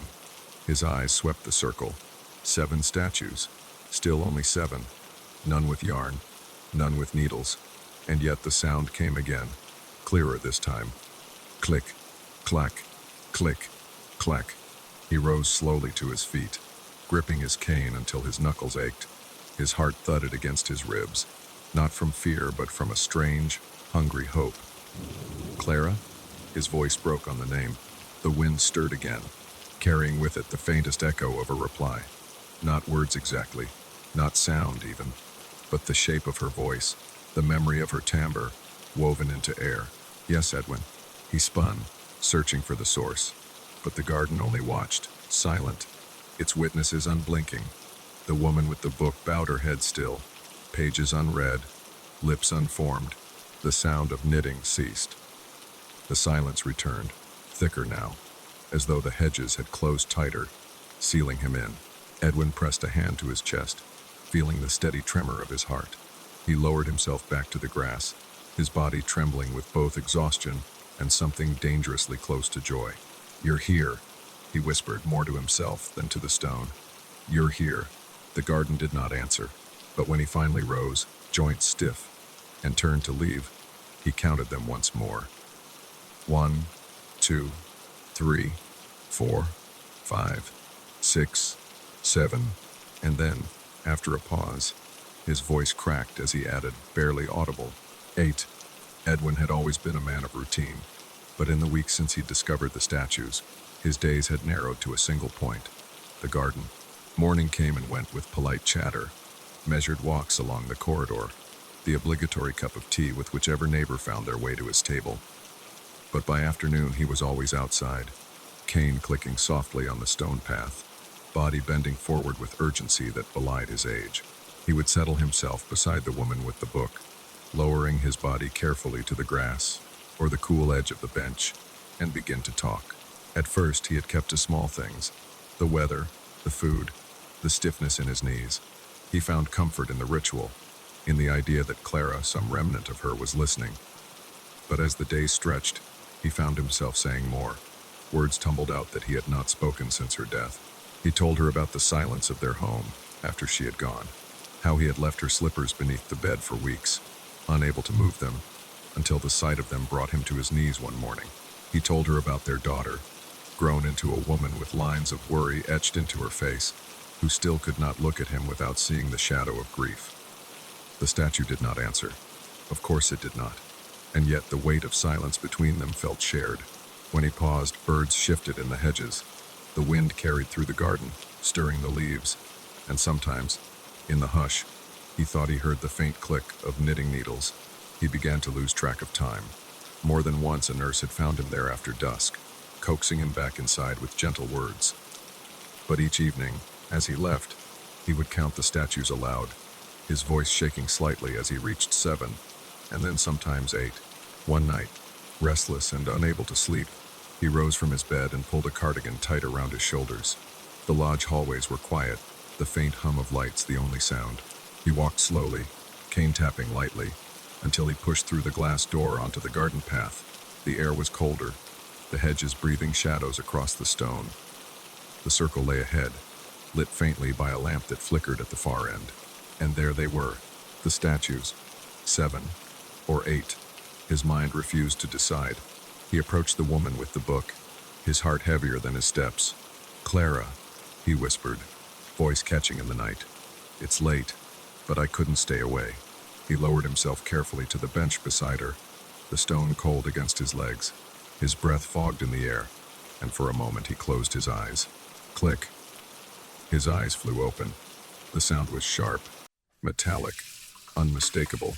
Click, clack, knitting needles. The sound came not from the hedges this time, not from some corner of his mind, but from beside him, from her.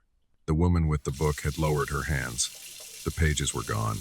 Stone fingers now held 2 slender needles, frozen mid-motion, yarn trailing from a ball that had not been there before. Edwin's breath stopped in his throat. He stared, eyes wide, body trembling. He told himself it was a trick of the light, a shadow stretched wrong. But then, one finger moved, just slightly, just enough. The needle clicked against its twin. The sound rang through the garden, louder than it should have been, loud enough to press against his chest. Edwin clutched his cane, heart racing. His lips moved soundlessly before he found the courage to speak. "Clara?" The statue's head tilted. A fraction, a whisper of stone against stone. He nearly wept. His eyes filled, vision blurring, and he laughed once, broken and small. "It's you," he whispered. "It really is you." The garden breathed with silence. The other statues stood unmoving, unblinking, as though bearing witness. Edwin leaned forward, tears wetting his cheeks. His voice shook with something between fear and joy. "I knew you wouldn't leave me. I knew." The knitting needles clicked again. And though the statue's face was still smooth, still empty, he felt the weight of her gaze upon him. Sleep had grown thin for Edwin. Nights stretched into long corridors of wakefulness, the hours pacing at the foot of his bed like restless animals.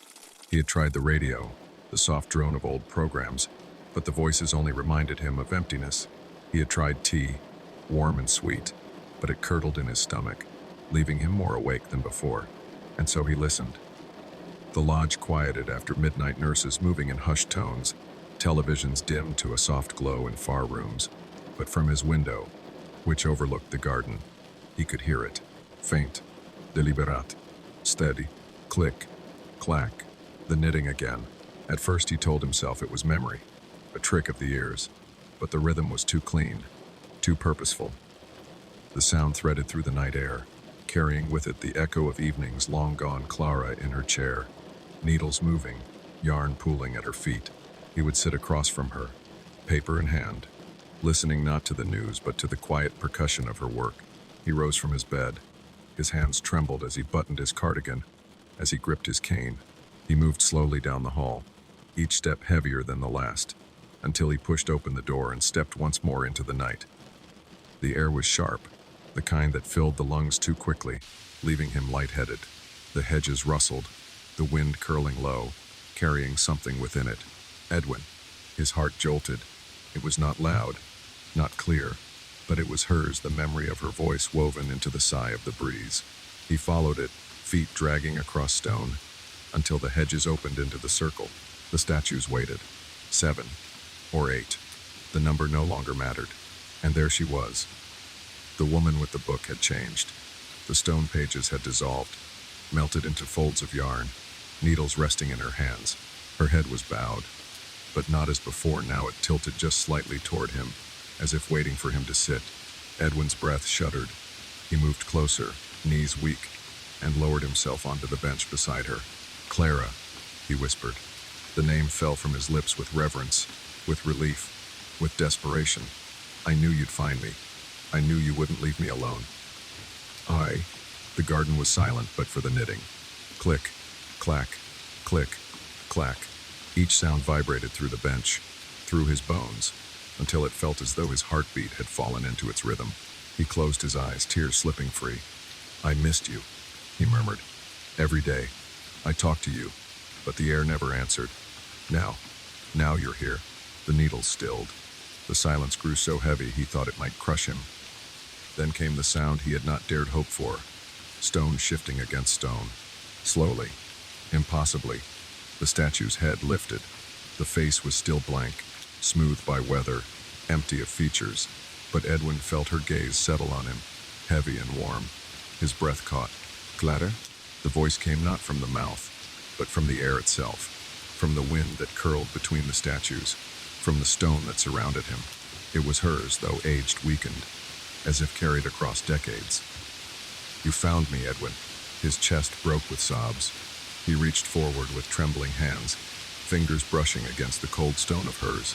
"Yes," he whispered. "I found you. I never stopped looking." The statue leaned closer. The knitting needles slipped from her hands, clattering softly to the grass. Her blank face tilted toward his ear, and the voice came again, clearer now, close enough to chill his skin. "Now sleep," she said gently. "Sleep, and you will not be alone again." The weight of the words pressed into him, heavy as a blanket. His eyelids drooped, his breath slowed, his cane slipping from his hand to rest against the earth. He felt her arms cold, rigid close around him, guiding him against her chest, holding him as she had in the nights of their youth. And in the garden, the other statues stood silent, witnesses to his surrender. The wind sighed once more through the hedges, carrying her final promise. "No more loneliness, Edwin." Then silence. Dawn broke pale over the lodge, the sun reluctant to pierce the mist. The garden lay hushed, its hedges silvered with dew, statues veiled in a faint fog that clung to the grass. A caretaker making his rounds was the first to notice. At the center of the circle, among the silent figures of stone, stood Edwin. He was upright, cane lying at his feet, cardigan buttoned neatly against the chill. His eyes were open, fixed on some distant point just above the horizon. His arms cradled a ball of yarn, pale and frayed, though his fingers did not move. There was no color in his face, no breath to fog the cold morning air. He might have been carved from the same stone as those who surrounded him. The caretaker froze, whispering a prayer under his breath. Then, shaking, he called for help. Nurses arrived first, then the lodge director, their voices hushed but urgent. They circled him, hands reaching and pulling back, unsure if they dared touch. His skin was cool, too cool, and when at last they laid him gently on the grass, the yarn rolled from his arms and unraveled across the ground. One of the nurses, pale with fright, counted the statues aloud, her voice trembling. 1, 2, 3, 4, 5, 6, 7. Her words faltered. Only 7. There had never been 8. The lodge called his daughter. She arrived hours later, her face drawn tight with grief. She moved through the formalities with a kind of numb precision, signing forms, thanking staff, standing silently by as they covered her father with a sheet. But when they asked if she wished to see him one last time, she hesitated. "Yes," she whispered. They drew back the sheet. He looked almost peaceful, lips curved in the faintest suggestion of a smile, but his eyes had not closed. They stared past her, past the world, past everything she could see. She pressed her hand to his, hoping for warmth that was not there. Something caught her fingers, fibers clinging to his palm. She lifted them, puzzled. Strands of yarn, thin and cold, though she could not say where they had come from. Her breath faltered. She dropped the yarn and turned away, unable to linger. That evening, as the sun bled into the horizon, the garden returned to silence. The 7 statues stood as they always had, their stone softened by shadow. Nothing had changed. Nothing out of place, but the nurses, passing by on their final rounds, swore they heard it. Soft at first, almost too faint. Click, clack, click, the sound of knitting needles. Steady, patient, waiting, and those who dared to pause in the hush of the hedges whispered later that they had seen something else too, just for a moment. The outline of an 8th figure, a man, head bowed, hands folded as though holding something precious against his chest. Then the mist thickened, and the garden was silent once more. The doctor's legacy, the basement hallways of the teaching hospital were never built for comfort. The walls were tiled in faded white, cracked here and there, their gloss dulled by decades of fluorescent light. The air smelled faintly of disinfectant, sharp and clinging, as though trying too hard to mask something older, something organic that never left. Dr. Alan Rhodes walked with his hands deep in his coat pockets, his footsteps echoing in the stillness. It was his first night rotation, the one everyone dreaded, the long stretch between midnight and morning where nothing happened, yet everything seemed to wait. He told himself he didn't mind. He was 24, trained, sharp, too modern to be superstitious. And yet, when the elevator doors opened to the basement floor and the cold air pressed against him, he hesitated. The morgue. A clipboard had been left for him at the front desk. Instructions typed neatly. Monitor the refrigeration units. Log any changes. Stay available for emergency admissions. A routine task. Nothing more. First night, the voice startled him. Gravelly, low. He turned to find a man in a navy jacket leaning against the wall. A badge hung loosely at his chest. Security. His face was weathered, heavy with years and cigarettes. Yes, Rhodes admitted, adjusting the clipboard under his arm. First morgue shift. The guard gave a dry chuckle, the kind that carried no humor. They should warn you. Nights down here aren't like the day. Rhodes raised a brow. Meaning? The man's eyes shifted toward the double doors that led into the cold room. Meaning you'll hear things, and you'll think it's just pipes or pressure, or your own nerves. But it isn't. At least, not always. Rhodes smiled politely, the way one humors someone older. I'm sure it's nothing science can't explain. The guard looked at him, unblinking. Science couldn't explain what happened to Dr. Harrow. The name meant nothing to Rhodes, but he said nothing. The guard continued, his voice lowering as though he feared the walls might overhear. He was here 20 years ago. Talented, they said. Too talented.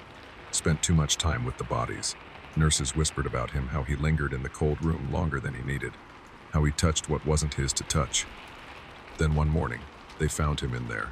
The man paused, his throat working, dead, strangled, but there were no marks of a struggle, no bruises on his wrists, no torn skin under his nails, just his face frozen like he was staring at something he couldn't believe.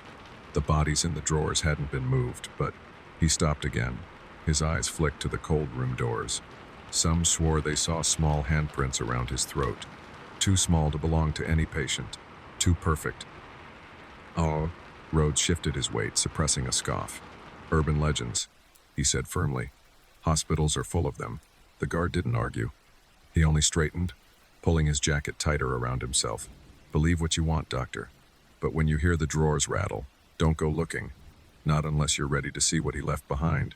With that, he walked off, boots heavy against the tile, leaving Rhodes alone in the humming silence. The young doctor exhaled slowly, shaking his head. He refused to be spooked by a story told to every new intern. He pushed through the double doors and stepped into the cold room. The air hit him at once.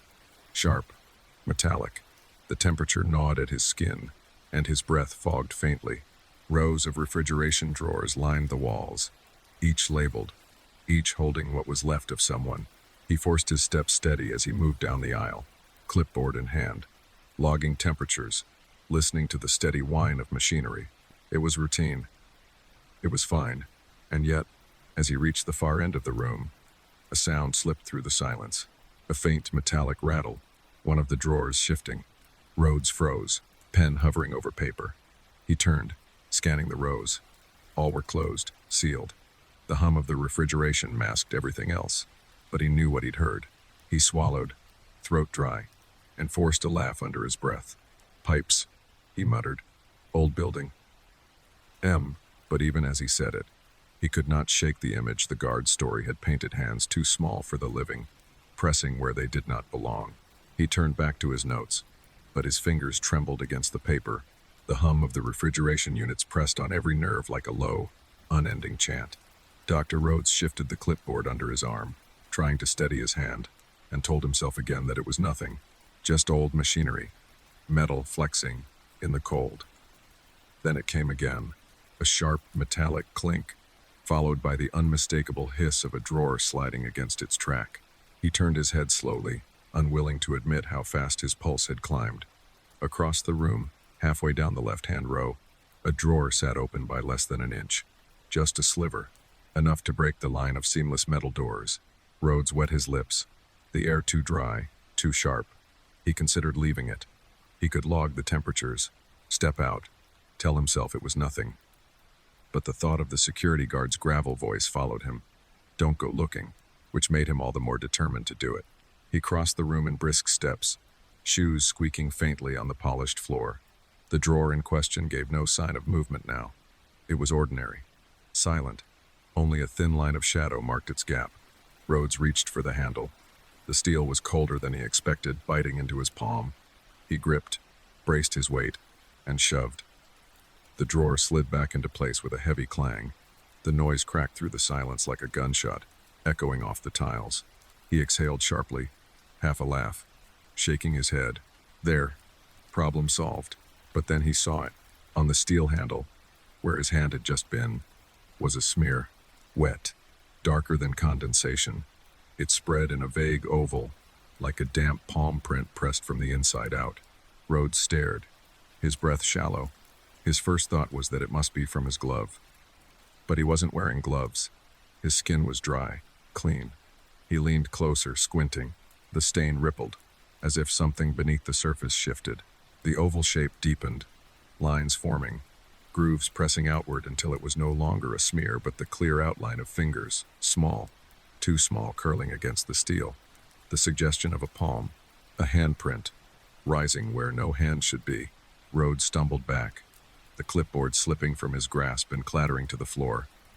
His breath fogged the air in frantic bursts, and then came the sound, low, guttural, a growl that didn't belong in any human throat.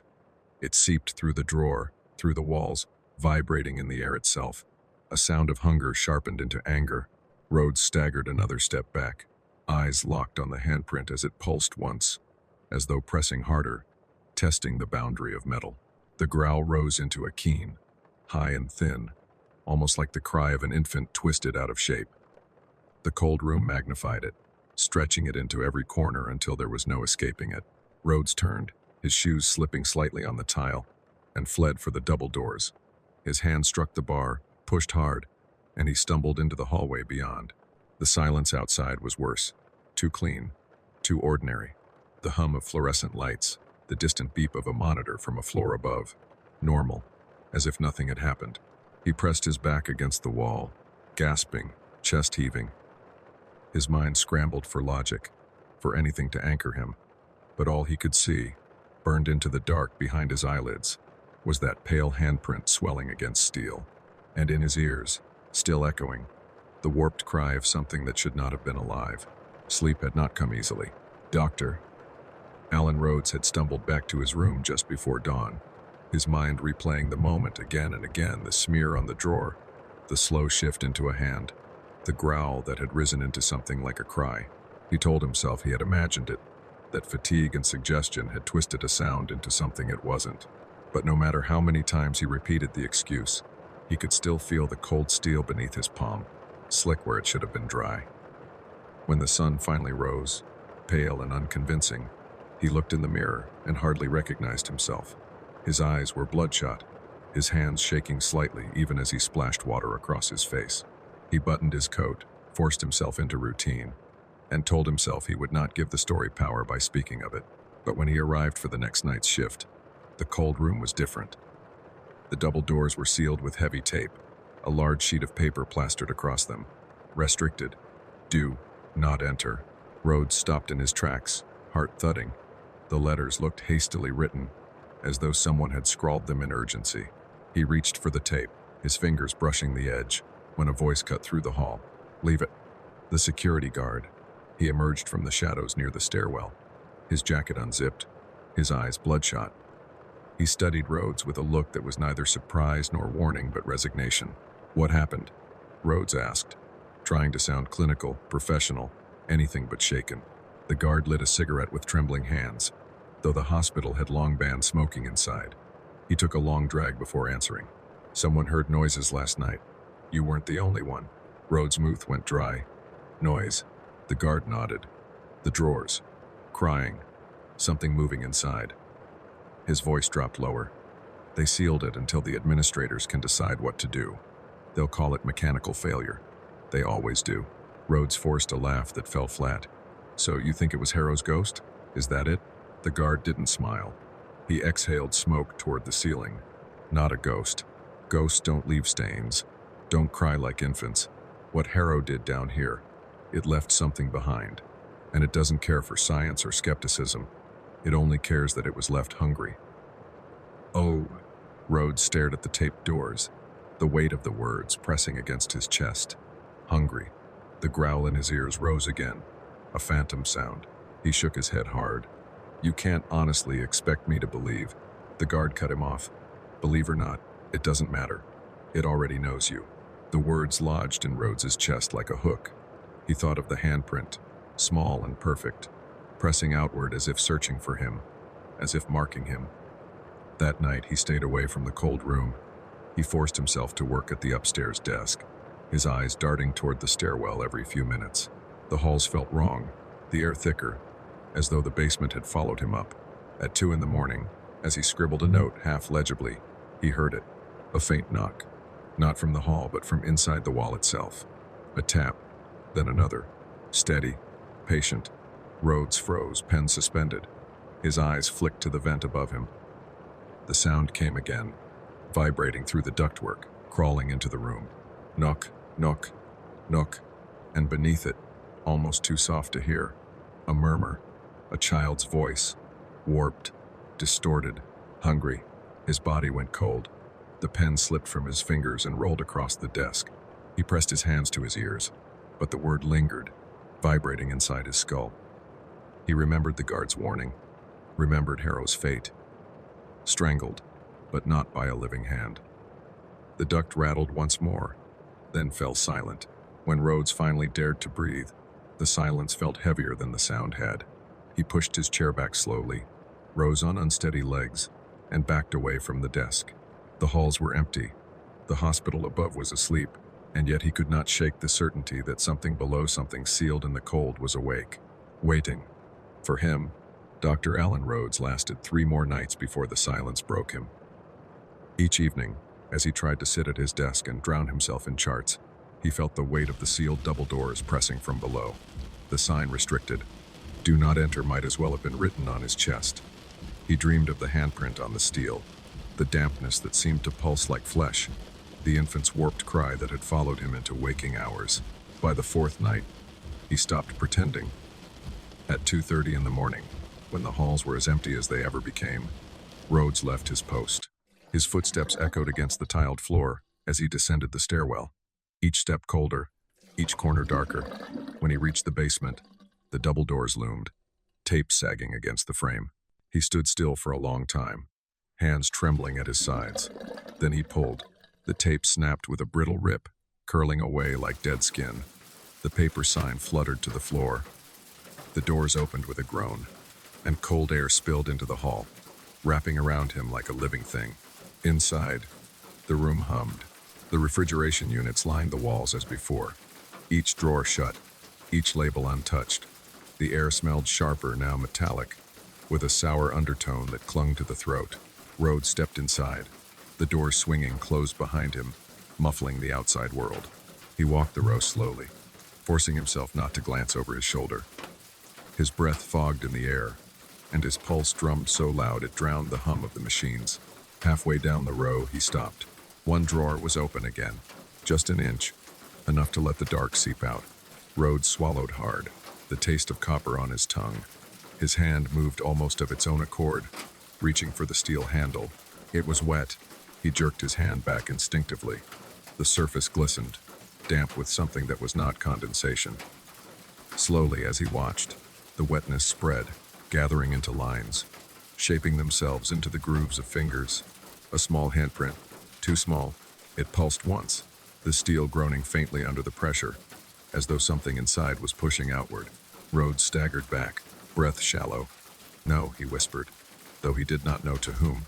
The handprint darkened, the moisture thickening, streaking downward like old blood thawing. The stain spread, dripping to the floor, where it pooled in a sluggish, dark smear.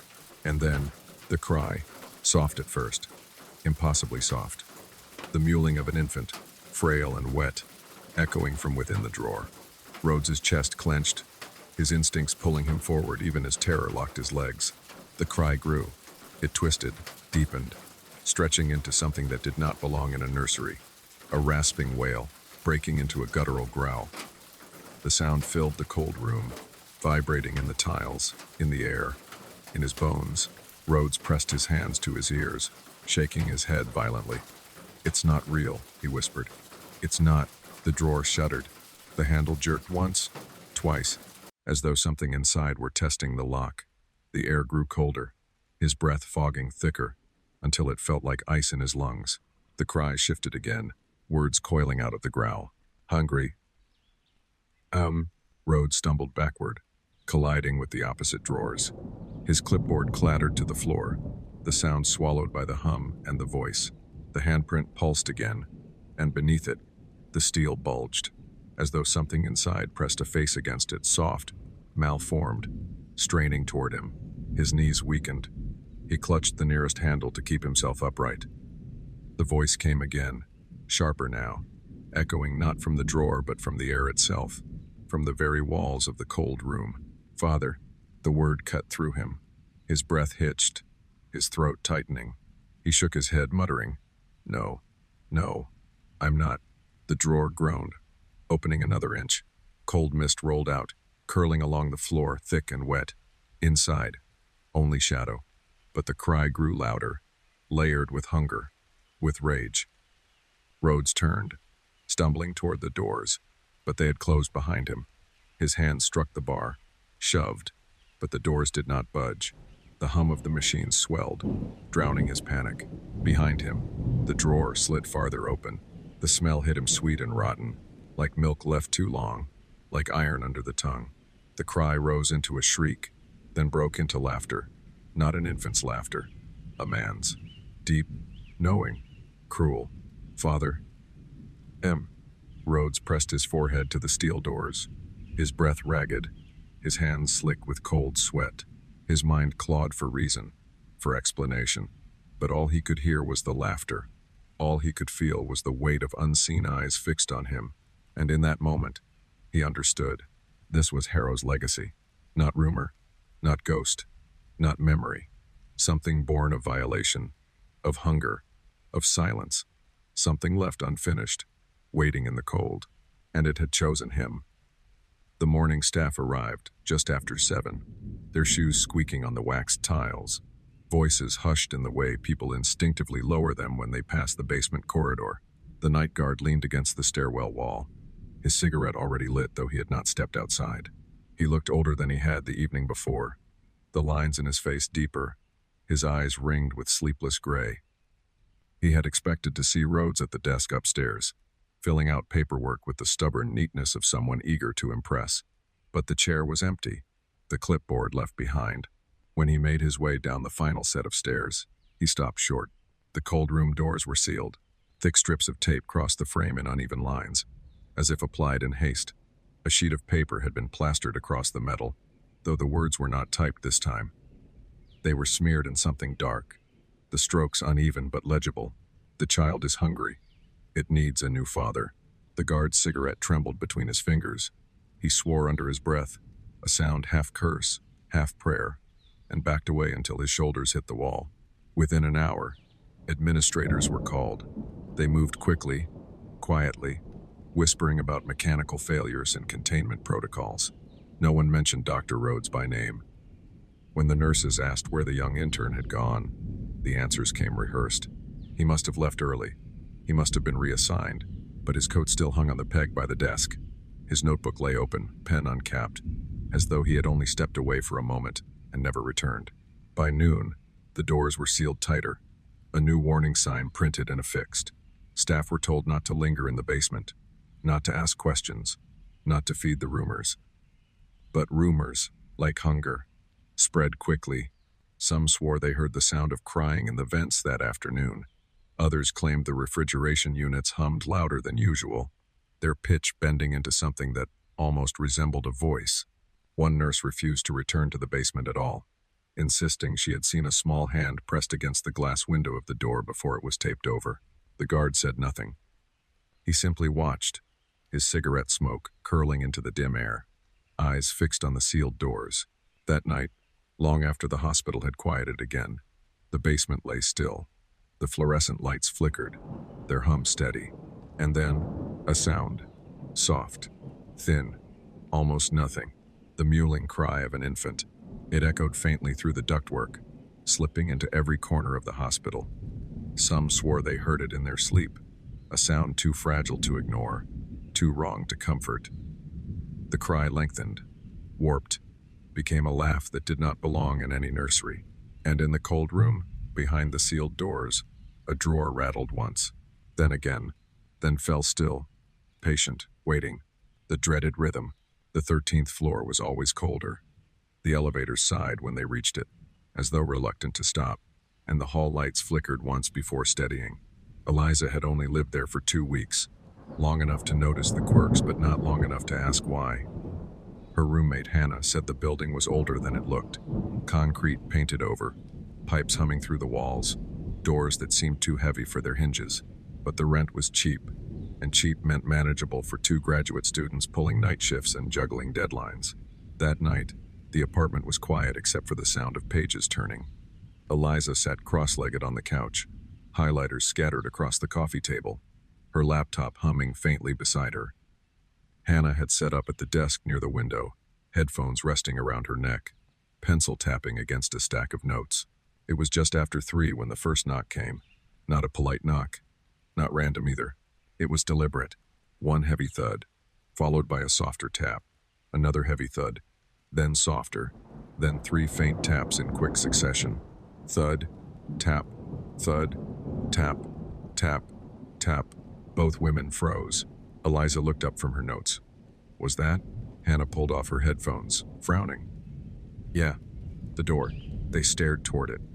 The old wooden slab loomed at the end of the short hallway, painted dark, a brass peephole gleaming faintly under the ceiling light.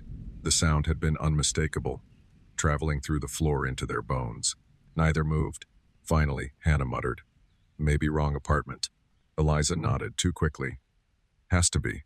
They waited. Silence returned, heavy and complete. Eliza bent back over her notes, though her hand trembled slightly as she picked up the highlighter. Hannah replaced her headphones, though she did not press play. 5 minutes passed. 10. Then it came again. Thud, tap, thud, tap, tap, tap. This time louder. Closer. Hannah shoved back her chair, standing abruptly. "This is ridiculous." "Don't," Eliza whispered. But Hannah was already halfway down the hall.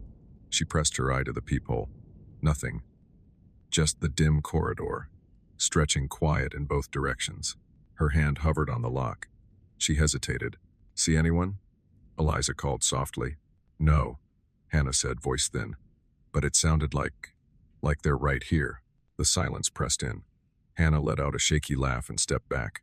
Probably some drunk, or a neighbor pulling a prank. She returned to the desk, shaking her head as though to brush it off. But Eliza could not shake the rhythm. It had not been random. It had not been impatient either. It had been measured, patterned, like a song half remembered, one that sank into the skin and refused to leave. She told herself she would forget it by morning, but in the corner of her mind, she knew the sound was waiting. The hours between 3 and 4 in the morning always felt stretched. Eliza tried to keep her eyes on the page in front of her, but the words blurred together. The fluorescent lamp on the counter hummed softly. The refrigerator rattled once before settling, and the silence pressed back in around them. Neither she nor Hannah spoke. It was as if saying anything might invite the sound to return. But the sound did not need an invitation. It came again, sharp and precise, rattling through the wood of the door. Thud, tap, thud, tap, tap, tap. The rhythm punched through the quiet, shaking something in Eliza's chest. Her highlighter rolled from her hand and clattered to the table.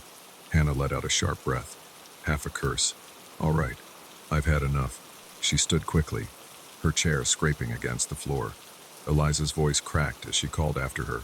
Don't. But Hannah was already halfway down the hall, bare feet silent against the laminate floor. She stopped in front of the door, staring at the peephole. Eliza joined her reluctantly, her body drawn forward by something she didn't want to name. The door was still, silent.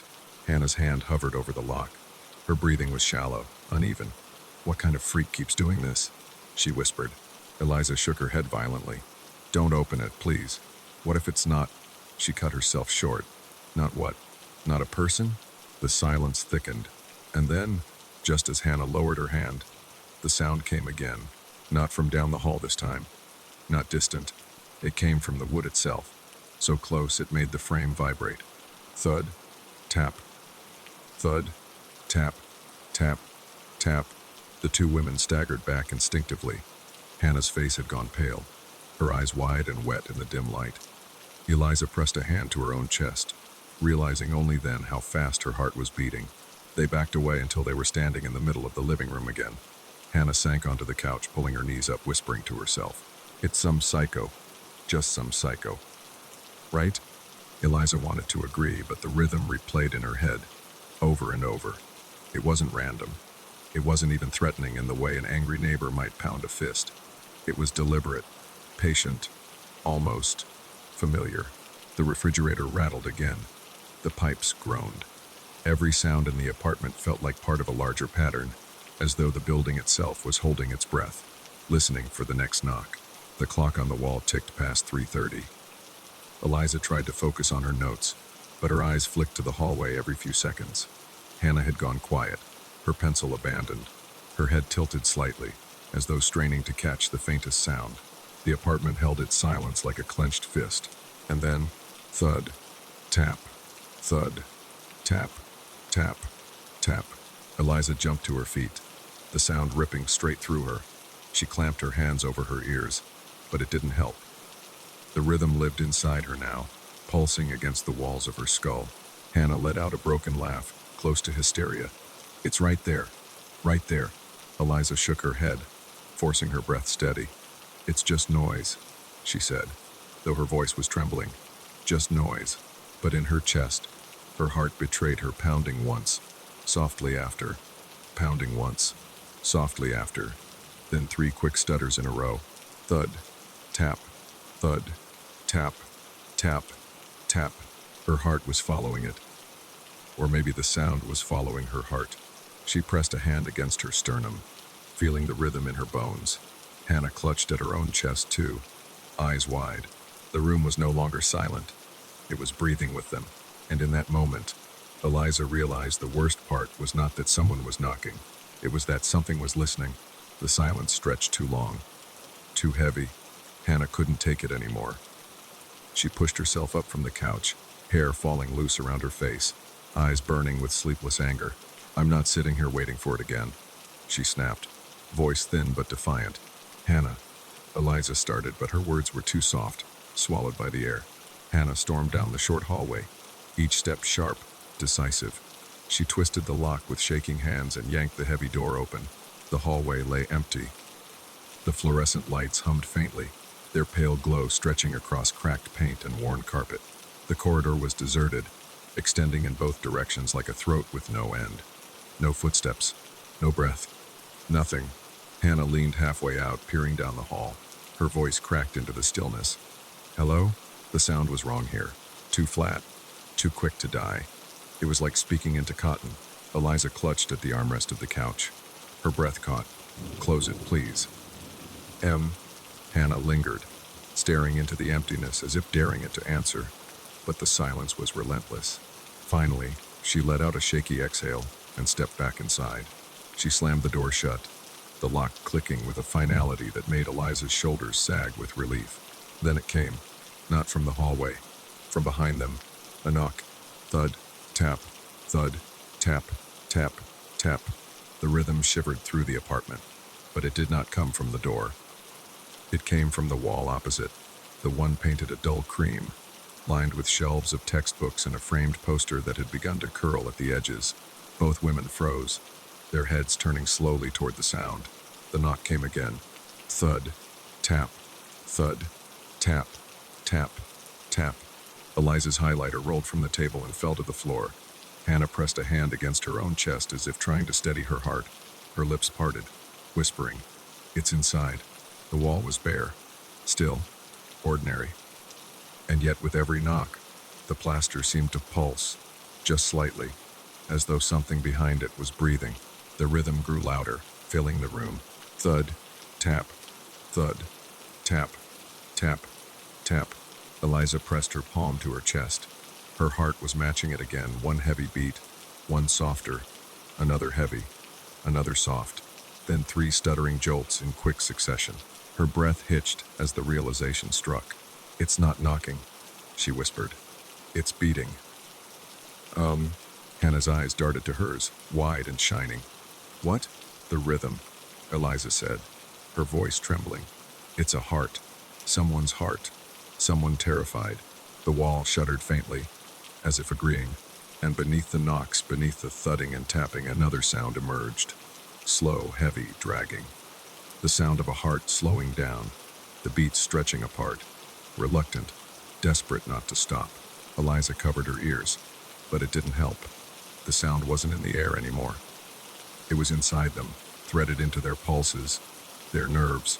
Hannah stumbled back against the couch, clutching at the cushions, whispering over and over, "It's not real. It's not real." But the wall pulsed again, and the rhythm came once more, steady, merciless. Thud, tap, thud, tap, tap, tap.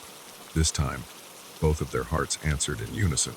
The wall kept knocking, not with fists, not with anything they could picture, but with the weight of something alive just beyond reach.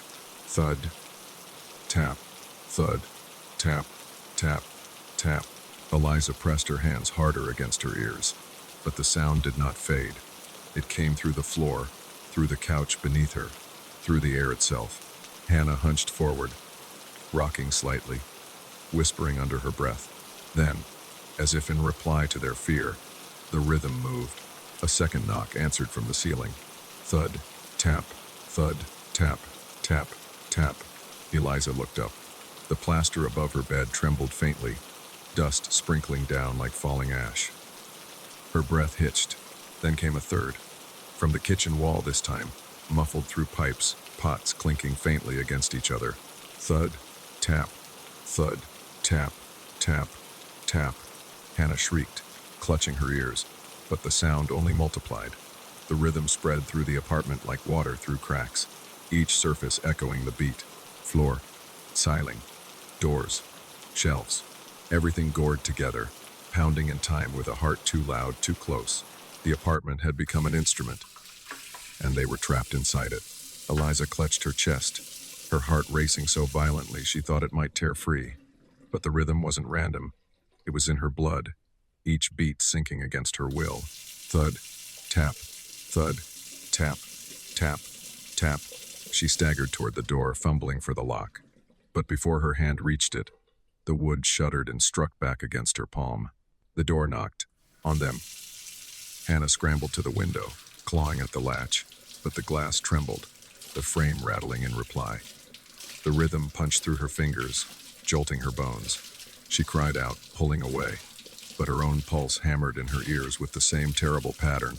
Thud, tap, thud, tap, tap, tap. "Stop," Eliza screamed, her voice breaking, but the sound swallowed her, folding her words into its endless repetition. The lights flickered overhead, buzzing with the rhythm. The refrigerator door popped open and slammed shut once, twice, then stilled in perfect time. Every object in the room seemed to bend to it, answering an unseen conductor. Hannah collapsed onto the floor, her palms pressed to her temples. "It's inside us," she sobbed. "Eliza, it's in us." Eliza dropped beside her, gripping her shoulders. "Don't listen to it, don't." But even as she spoke, her chest betrayed her. She could feel it, her own heart forced to match the sequence, dragged into alignment with every knock. Heavy, soft, heavy, soft. 3 stuttering jolts. It wasn't just echoing their fear, it was feeding on it. Eliza pressed her forehead to the floor, trembling. The rhythm vibrated against her skull, louder and louder, until her own heartbeat vanished beneath it. She could no longer tell where she ended, and the sound began. The apartment groaned once, as though the building itself were breathing. Then everything fell still. The silence lasted 3 breaths, 4, then it returned, louder than ever. Thud, tap, thud, tap, tap, tap. The rhythm no longer knocked on the walls. It knocked inside their chests. Their bodies convulsed in unison, 2 hearts beating the same borrowed song. The rhythm owned them. For what felt like hours, Eliza and Hannah lay crumpled on the floor, their bodies jerking with every pulse, their hearts answering in dreadful unison. Each thud rattled their ribs. Each tap shivered through their veins. The apartment was no longer a place. It was a drum, and they were trapped inside its skin. Eliza tried to scream, but her breath was taken before it left her mouth. The rhythm was breathing for her now. She could feel it tugging at her lungs, dictating when to inhale, when to release, when to stutter on those 3 quick notes. Thud, tap, thud, tap, tap, tap. The lights flickered once more, then burst with a soft pop, drowning the apartment in shadow. The rhythm filled it, heavy, patient, eternal. And then, silence, utter silence. Eliza lifted her head from the floor. Hannah lay beside her, motionless, her eyes wide open but glazed, her chest rising shallow, still caught in the unseen tempo. Eliza crawled forward on shaking limbs, gripping her roommate's hand. "Hannah," she whispered, "stay with me, please." But Hannah's lips only parted once, a single wordless sound escaping before her body stilled. Eliza's own heart faltered. She felt it stagger, stutter, then collapse back into the borrowed rhythm. She pressed her forehead to the floor, tears falling soundlessly. The last thing she remembered before blackness took her was the wall, trembling with the sound of her own failing heartbeat. Morning came softly, the pale light slipping through thin curtains. The building manager knocked once, then again, before unlocking the door to the apartment. It swung open heavily, hinges groaning. The living room was quiet, too quiet. No sign of Eliza, no sign of Hannah. The furniture was untouched. Textbooks still scattered across the coffee table, highlighters uncapped. 2 mugs of tea, long cold, sat on the counter. But the walls, the inside of the door was covered in prints. Blackened handprints smeared in ash or soot, some large, some impossibly small, layered over one another until no inch of wood remained bare. The opposite wall bore the same marks, rising in waves, overlapping, as if countless hands had pressed through from the other side. The manager stood frozen, his breath shallow, the keys trembling in his grip. He whispered to himself, "What the hell happened here?" But the walls gave no answer. Only a sound, faint and patient, carried through the plaster. Thud, tap, thud, tap, tap, tap. The rhythm continued, steady, unyielding. And though the apartment was empty, it sounded very much like a heartbeat. The elevator game's new rule. The city had already gone to sleep by the time Chloe shut down her computer. The office floor was silent, except for the low hum of fluorescent bulbs that no one bothered to turn off at night. She gathered her bags slowly, her movements sluggish, the way they always became after midnight. Hours of staring at design drafts had left her eyes burning, her shoulders knotted, and her mind foggy. The building itself felt different at this hour. By day, the tower was all glass and polish, the elevator banks gleaming, the lobby alive with chatter. But past 1 in the morning, it turned into something else entirely, an empty shell. The HVAC whispered through the vents, too loud in the stillness, and the hallways seemed longer than they had during daylight. She checked her phone. 1:03 a.m. The numbers glowed faintly, almost accusing. Chloe pressed the button for the elevator and stood with her arms folded tight across her chest. Behind her, the wide windows showed the city outside, washed in sodium orange streetlight, the roads almost deserted except for the occasional set of headlights sliding past. The glass reflected her faintly, her own outline standing alone in a vast lobby, surrounded by empty chairs and marble walls. The elevator chimed. The sound was oddly subdued, as if muffled. The doors opened with a hiss, and Chloe stepped inside. It was the glass-walled elevator, the one she always avoided during the day, because it made her stomach dip to see the city sprawling out below. But tonight, the glass didn't reveal much at all. Fog had crept in from the river, and the world beyond the shaft was a smear of gray and faint, glowing pinpricks where the tallest towers pierced the mist. Inside, the air was cool and metallic, smelling faintly of cleaning fluid and ozone. The floor vibrated gently under her shoes, as though the building itself was breathing. Chloe pressed the button for the lobby L and leaned back against the railing, closing her eyes just for a moment. She wanted to imagine the descent as nothing more than a lullaby 20 floors down, each chime marking her closer to home, to bed, to silence. The elevator began to move with its smooth hum. Her reflection looked back at her in the brushed steel panel above the buttons. The metal had been polished so thoroughly that it caught the light like water, bending her face slightly, softening her outline. For a second, Chloe thought she saw something move behind her, just the faintest shift, the kind you'd dismiss as a trick of the glass, the blur of fog outside, the overlap of reflections. But her eyes snapped open all the same. The cabin was empty. Of course it was. Still, she found herself holding her breath, as if waiting for something to give itself away. The numbers above the door ticked down, 19, 18, 17, each chime echoing too long in the cabin. She glanced once more at the steel panel, watching her reflection's eyes. They looked tired, too tired. The elevator hummed steadily, carrying her through the building's hollow core, but Chloe couldn't shake the sensation that something unseen had entered with her. The elevator hummed on, its rhythm steady, almost hypnotic. Chloe leaned her head back against the wall and exhaled, letting her eyes close for just a moment. She counted the floors by sound, the soft chime that came every time the display ticked down another number. 19, 18, 17. It was a comfort, that predictability, a reminder that the machine was doing its job, lowering her through the bones of the tower toward the quiet safety of the ground. But when the number hit 8, the elevator shuddered faintly, as though it had hesitated. The chime came late, high and uncertain, and the cabin slowed to a halt. The doors sighed open. Chloe blinked and straightened, expecting to see nothing but an empty hallway, maybe a cart left behind by the night cleaning crew. But two figures stood waiting, a man and a woman. She recognized them faces from her own floor.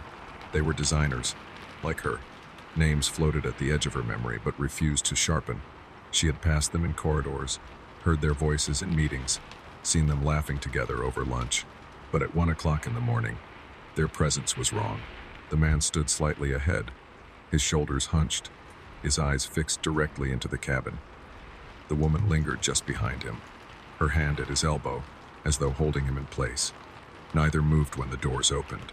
Chloe cleared her throat softly, her voice carrying awkwardly into the silence. Heading down? They didn't answer. The man's eyes flicked past her, scanning the cabin. Not scanning her, scanning the space around her. His expression shifted, something unreadable crossing his features. He shook his head once, slow.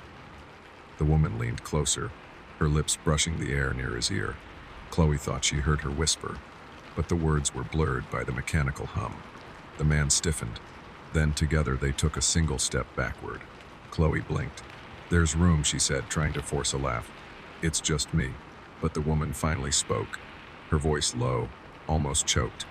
"No." And before Chloe could answer, she added, just a breath louder, "It's too full already." The words landed cold against Chloe's skin. She turned instinctive, scanning the elevator behind her. Empty walls, polished glass, nothing but her reflection stretching across the surfaces. When she looked back, the pair had retreated farther into the hallway. They stood side by side, their faces pale in the fluorescent light, and though their eyes were fixed on the cabin, they did not meet hers. The doors began to close, slow and inevitable. Chloe took a step forward, raising her hand as though to hold them open, to demand an explanation. But she froze when she caught what they said in those final seconds, their words slipping through the narrowing gap. "Can't you see them?" The doors shut with a heavy click. Chloe's heart slammed once against her ribs. The elevator lurched back into motion, descending smoothly as if nothing had happened. But her pulse was ragged, and her hands trembled where they clutched her bag strap. She turned her gaze to the steel panel above the buttons, seeking some anchor in her own reflection. It stared back at her dutifully, pale and drawn in the dim light. But in the edges of the polished metal, just at the blurred corners, she thought she saw movement. Shadows, shifting, the kind of shapes that only exist when you look too quickly, or when you refuse to look at all. The elevator hummed on. The elevator settled back into its steady descent, the soft whine of cables above her a constant backdrop. Chloe hugged her bag close to her chest, trying to steady her breathing. The encounter at the 8th floor clung to her like smoke too strange to explain, too unsettling to dismiss, too full already. The words circled in her mind, dragging her gaze to the brushed steel above the panel of buttons. The surface caught the light faintly, bending her outline like water. She leaned closer, staring at herself. Her reflection met her eyes, tired and wary. But just beyond her shoulder, blurred by the distortions of the steel, something shifted. Chloe jerked around. The cabin was empty. The walls of glass reflected only the fog outside, a dim smear of city lights glowing faintly in the distance. She turned slowly back to the steel panel. This time, her reflection looked unchanged. Just her chest loosened slightly. "It's the fatigue," she told herself. "Just the fatigue. Hallucinations happen when you push too hard. It's nothing." The elevator glided past the 7th floor, then the 6th. Each chime was sharp, echoing longer than it should have, ringing in her ears like a bell tower instead of a soft digital tone. When the number shifted to 5, she caught her breath. Her reflection was still there, but no longer alone. A faint outline had appeared just behind her. A shoulder, the curve of a head, tilted downward as though in thought.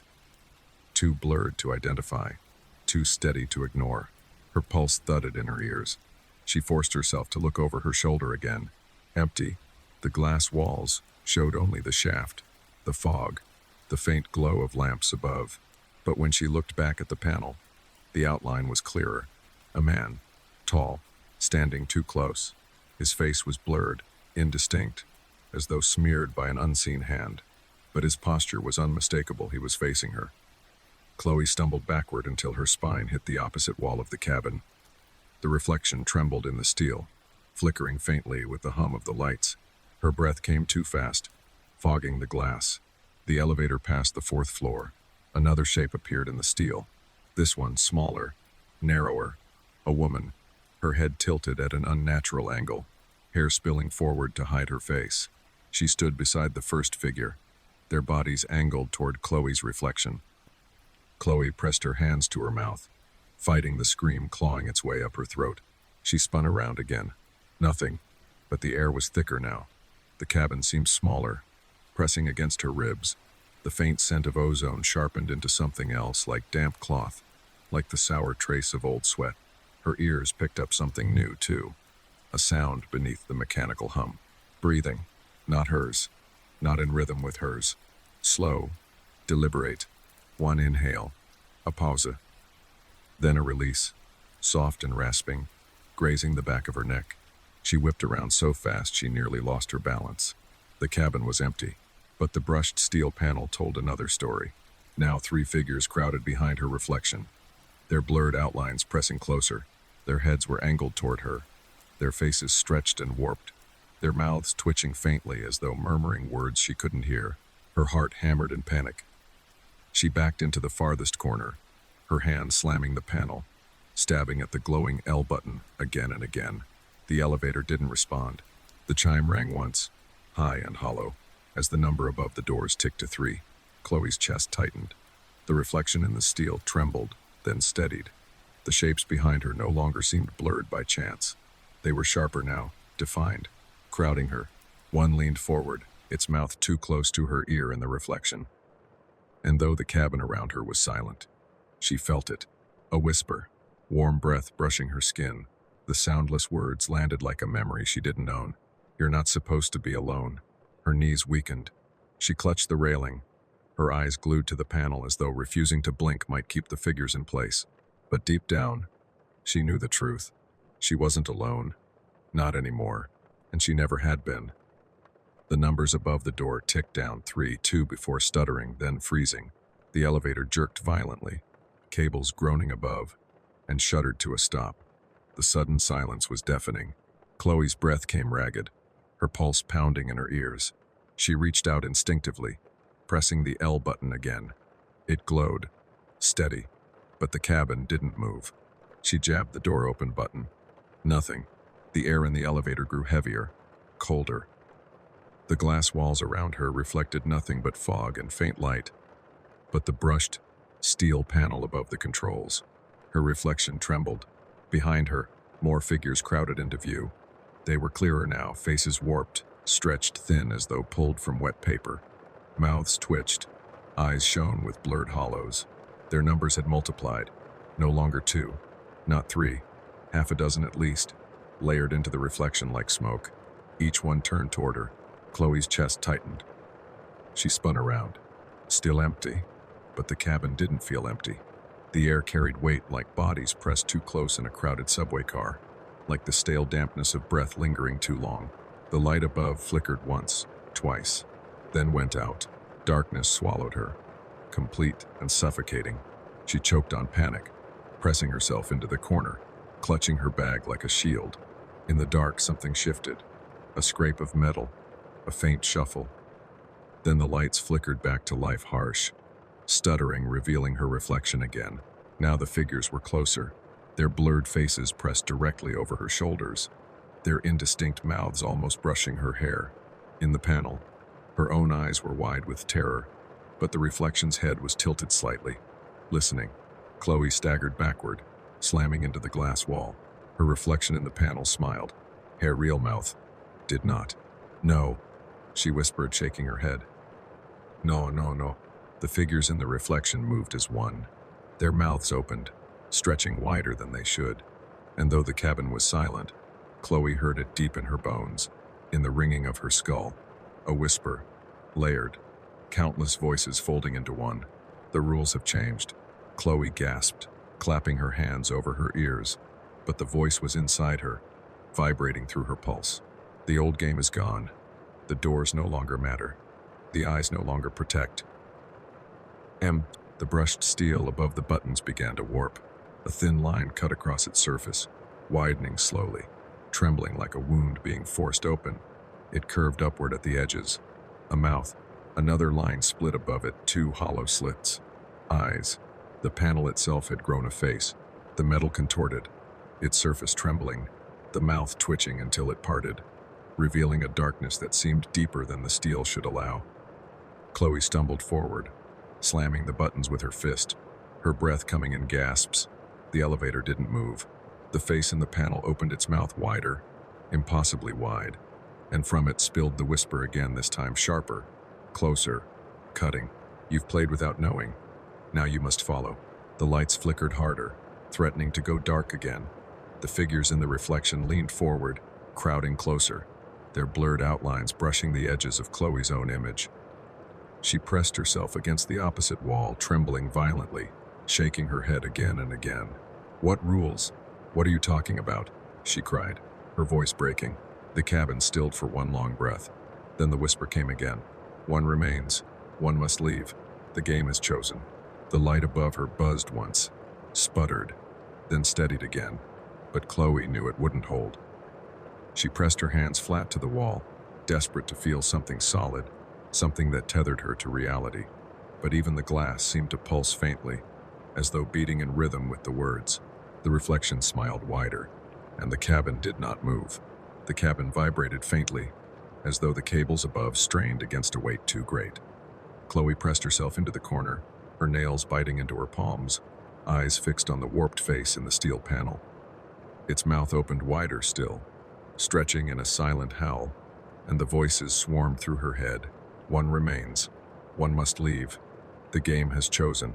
Her chest rose and fell in sharp bursts, her lungs refusing to fill. I didn't play anything, she whispered hoarsely. I didn't play. But the reflections behind her disagreed. In the steel, they crowded closer, so near she could see the blurred suggestion of their teeth, their hollow eyes bending toward her. Their forms wavered like heat on asphalt, yet their presence pressed against her skin like hands she couldn't push away. The lights flickered, plunging her into near darkness, then snapped back, weaker now. Buzzing with exhaustion, Chloe stumbled forward, slamming her palms against the doors, screaming, "Let me out!" The doors did not move. Instead, the reflection in the steel shifted. Her own face tilted upward, lips moving though hers were still. The words echoed without sound. "The new rule has begun." The figures surged. The cabin shook violently, cables whining in protest. The glass walls around her rippled with shadow, the fog outside pressing closer until it felt as though she were sinking through it, deeper and deeper, not down the tower but into something else entirely. Her knees buckled. She clutched the railing, gasping for air that seemed thinner now, metallic and sharp, as if laced with rust. Then came the final whisper, soft enough to be mistaken for her own thought. "You are the space that must be filled." The lights went out. Darkness swallowed her, pure and complete. For a heartbeat there was nothing, no sound, no breath, no floor beneath her feet. Then silence took her. Morning broke pale and colorless. The day guard made his rounds with the weary patience of routine, coffee cup in hand, keys jangling faintly at his belt. When he reached the elevator bank, he frowned. The glass-walled elevator stood still at the lobby, its doors slightly ajar. No passengers, no motion. But when he stepped closer, he noticed the panel above the buttons. A single handprint, smeared black as if in soot, pressed flat against the steel. Its edges blurred into faint streaks, as though the hand had lingered, dragging slowly downward. The guard shook his head, muttering about cleaning crews, and moved on. But later, when the administrators reviewed the building's security footage, they found something else. The camera showed the lobby, empty save for Chloe stepping into the elevator just past 1 o'clock. The doors closed. No one else entered. And yet, when the elevator's glass walls reflected back to the camera at different angles, the cabin was not empty. It was full, packed shoulder to shoulder with people, dozens of them, their faces blurred, their heads all tilted toward Chloe in the center. The footage froze there, an image too wrong to watch for long.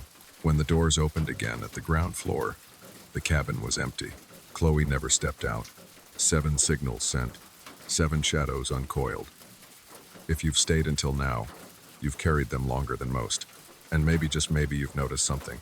The stories don't end when the telling does. They find corners to live in. The hum of your refrigerator at 3 a.m., the hiss of pipes in your walls, the reflection in the dark screen across the room. That is their gift. That is their hunger. When the radio falls silent, when this voice clicks off, you'll still hear it. Not from me, from the spaces around you, from the rhythm beneath your ribs. So sleep if you can, dream if you dare, and remember, the frequency is always here, waiting. All you have to do is tune in again.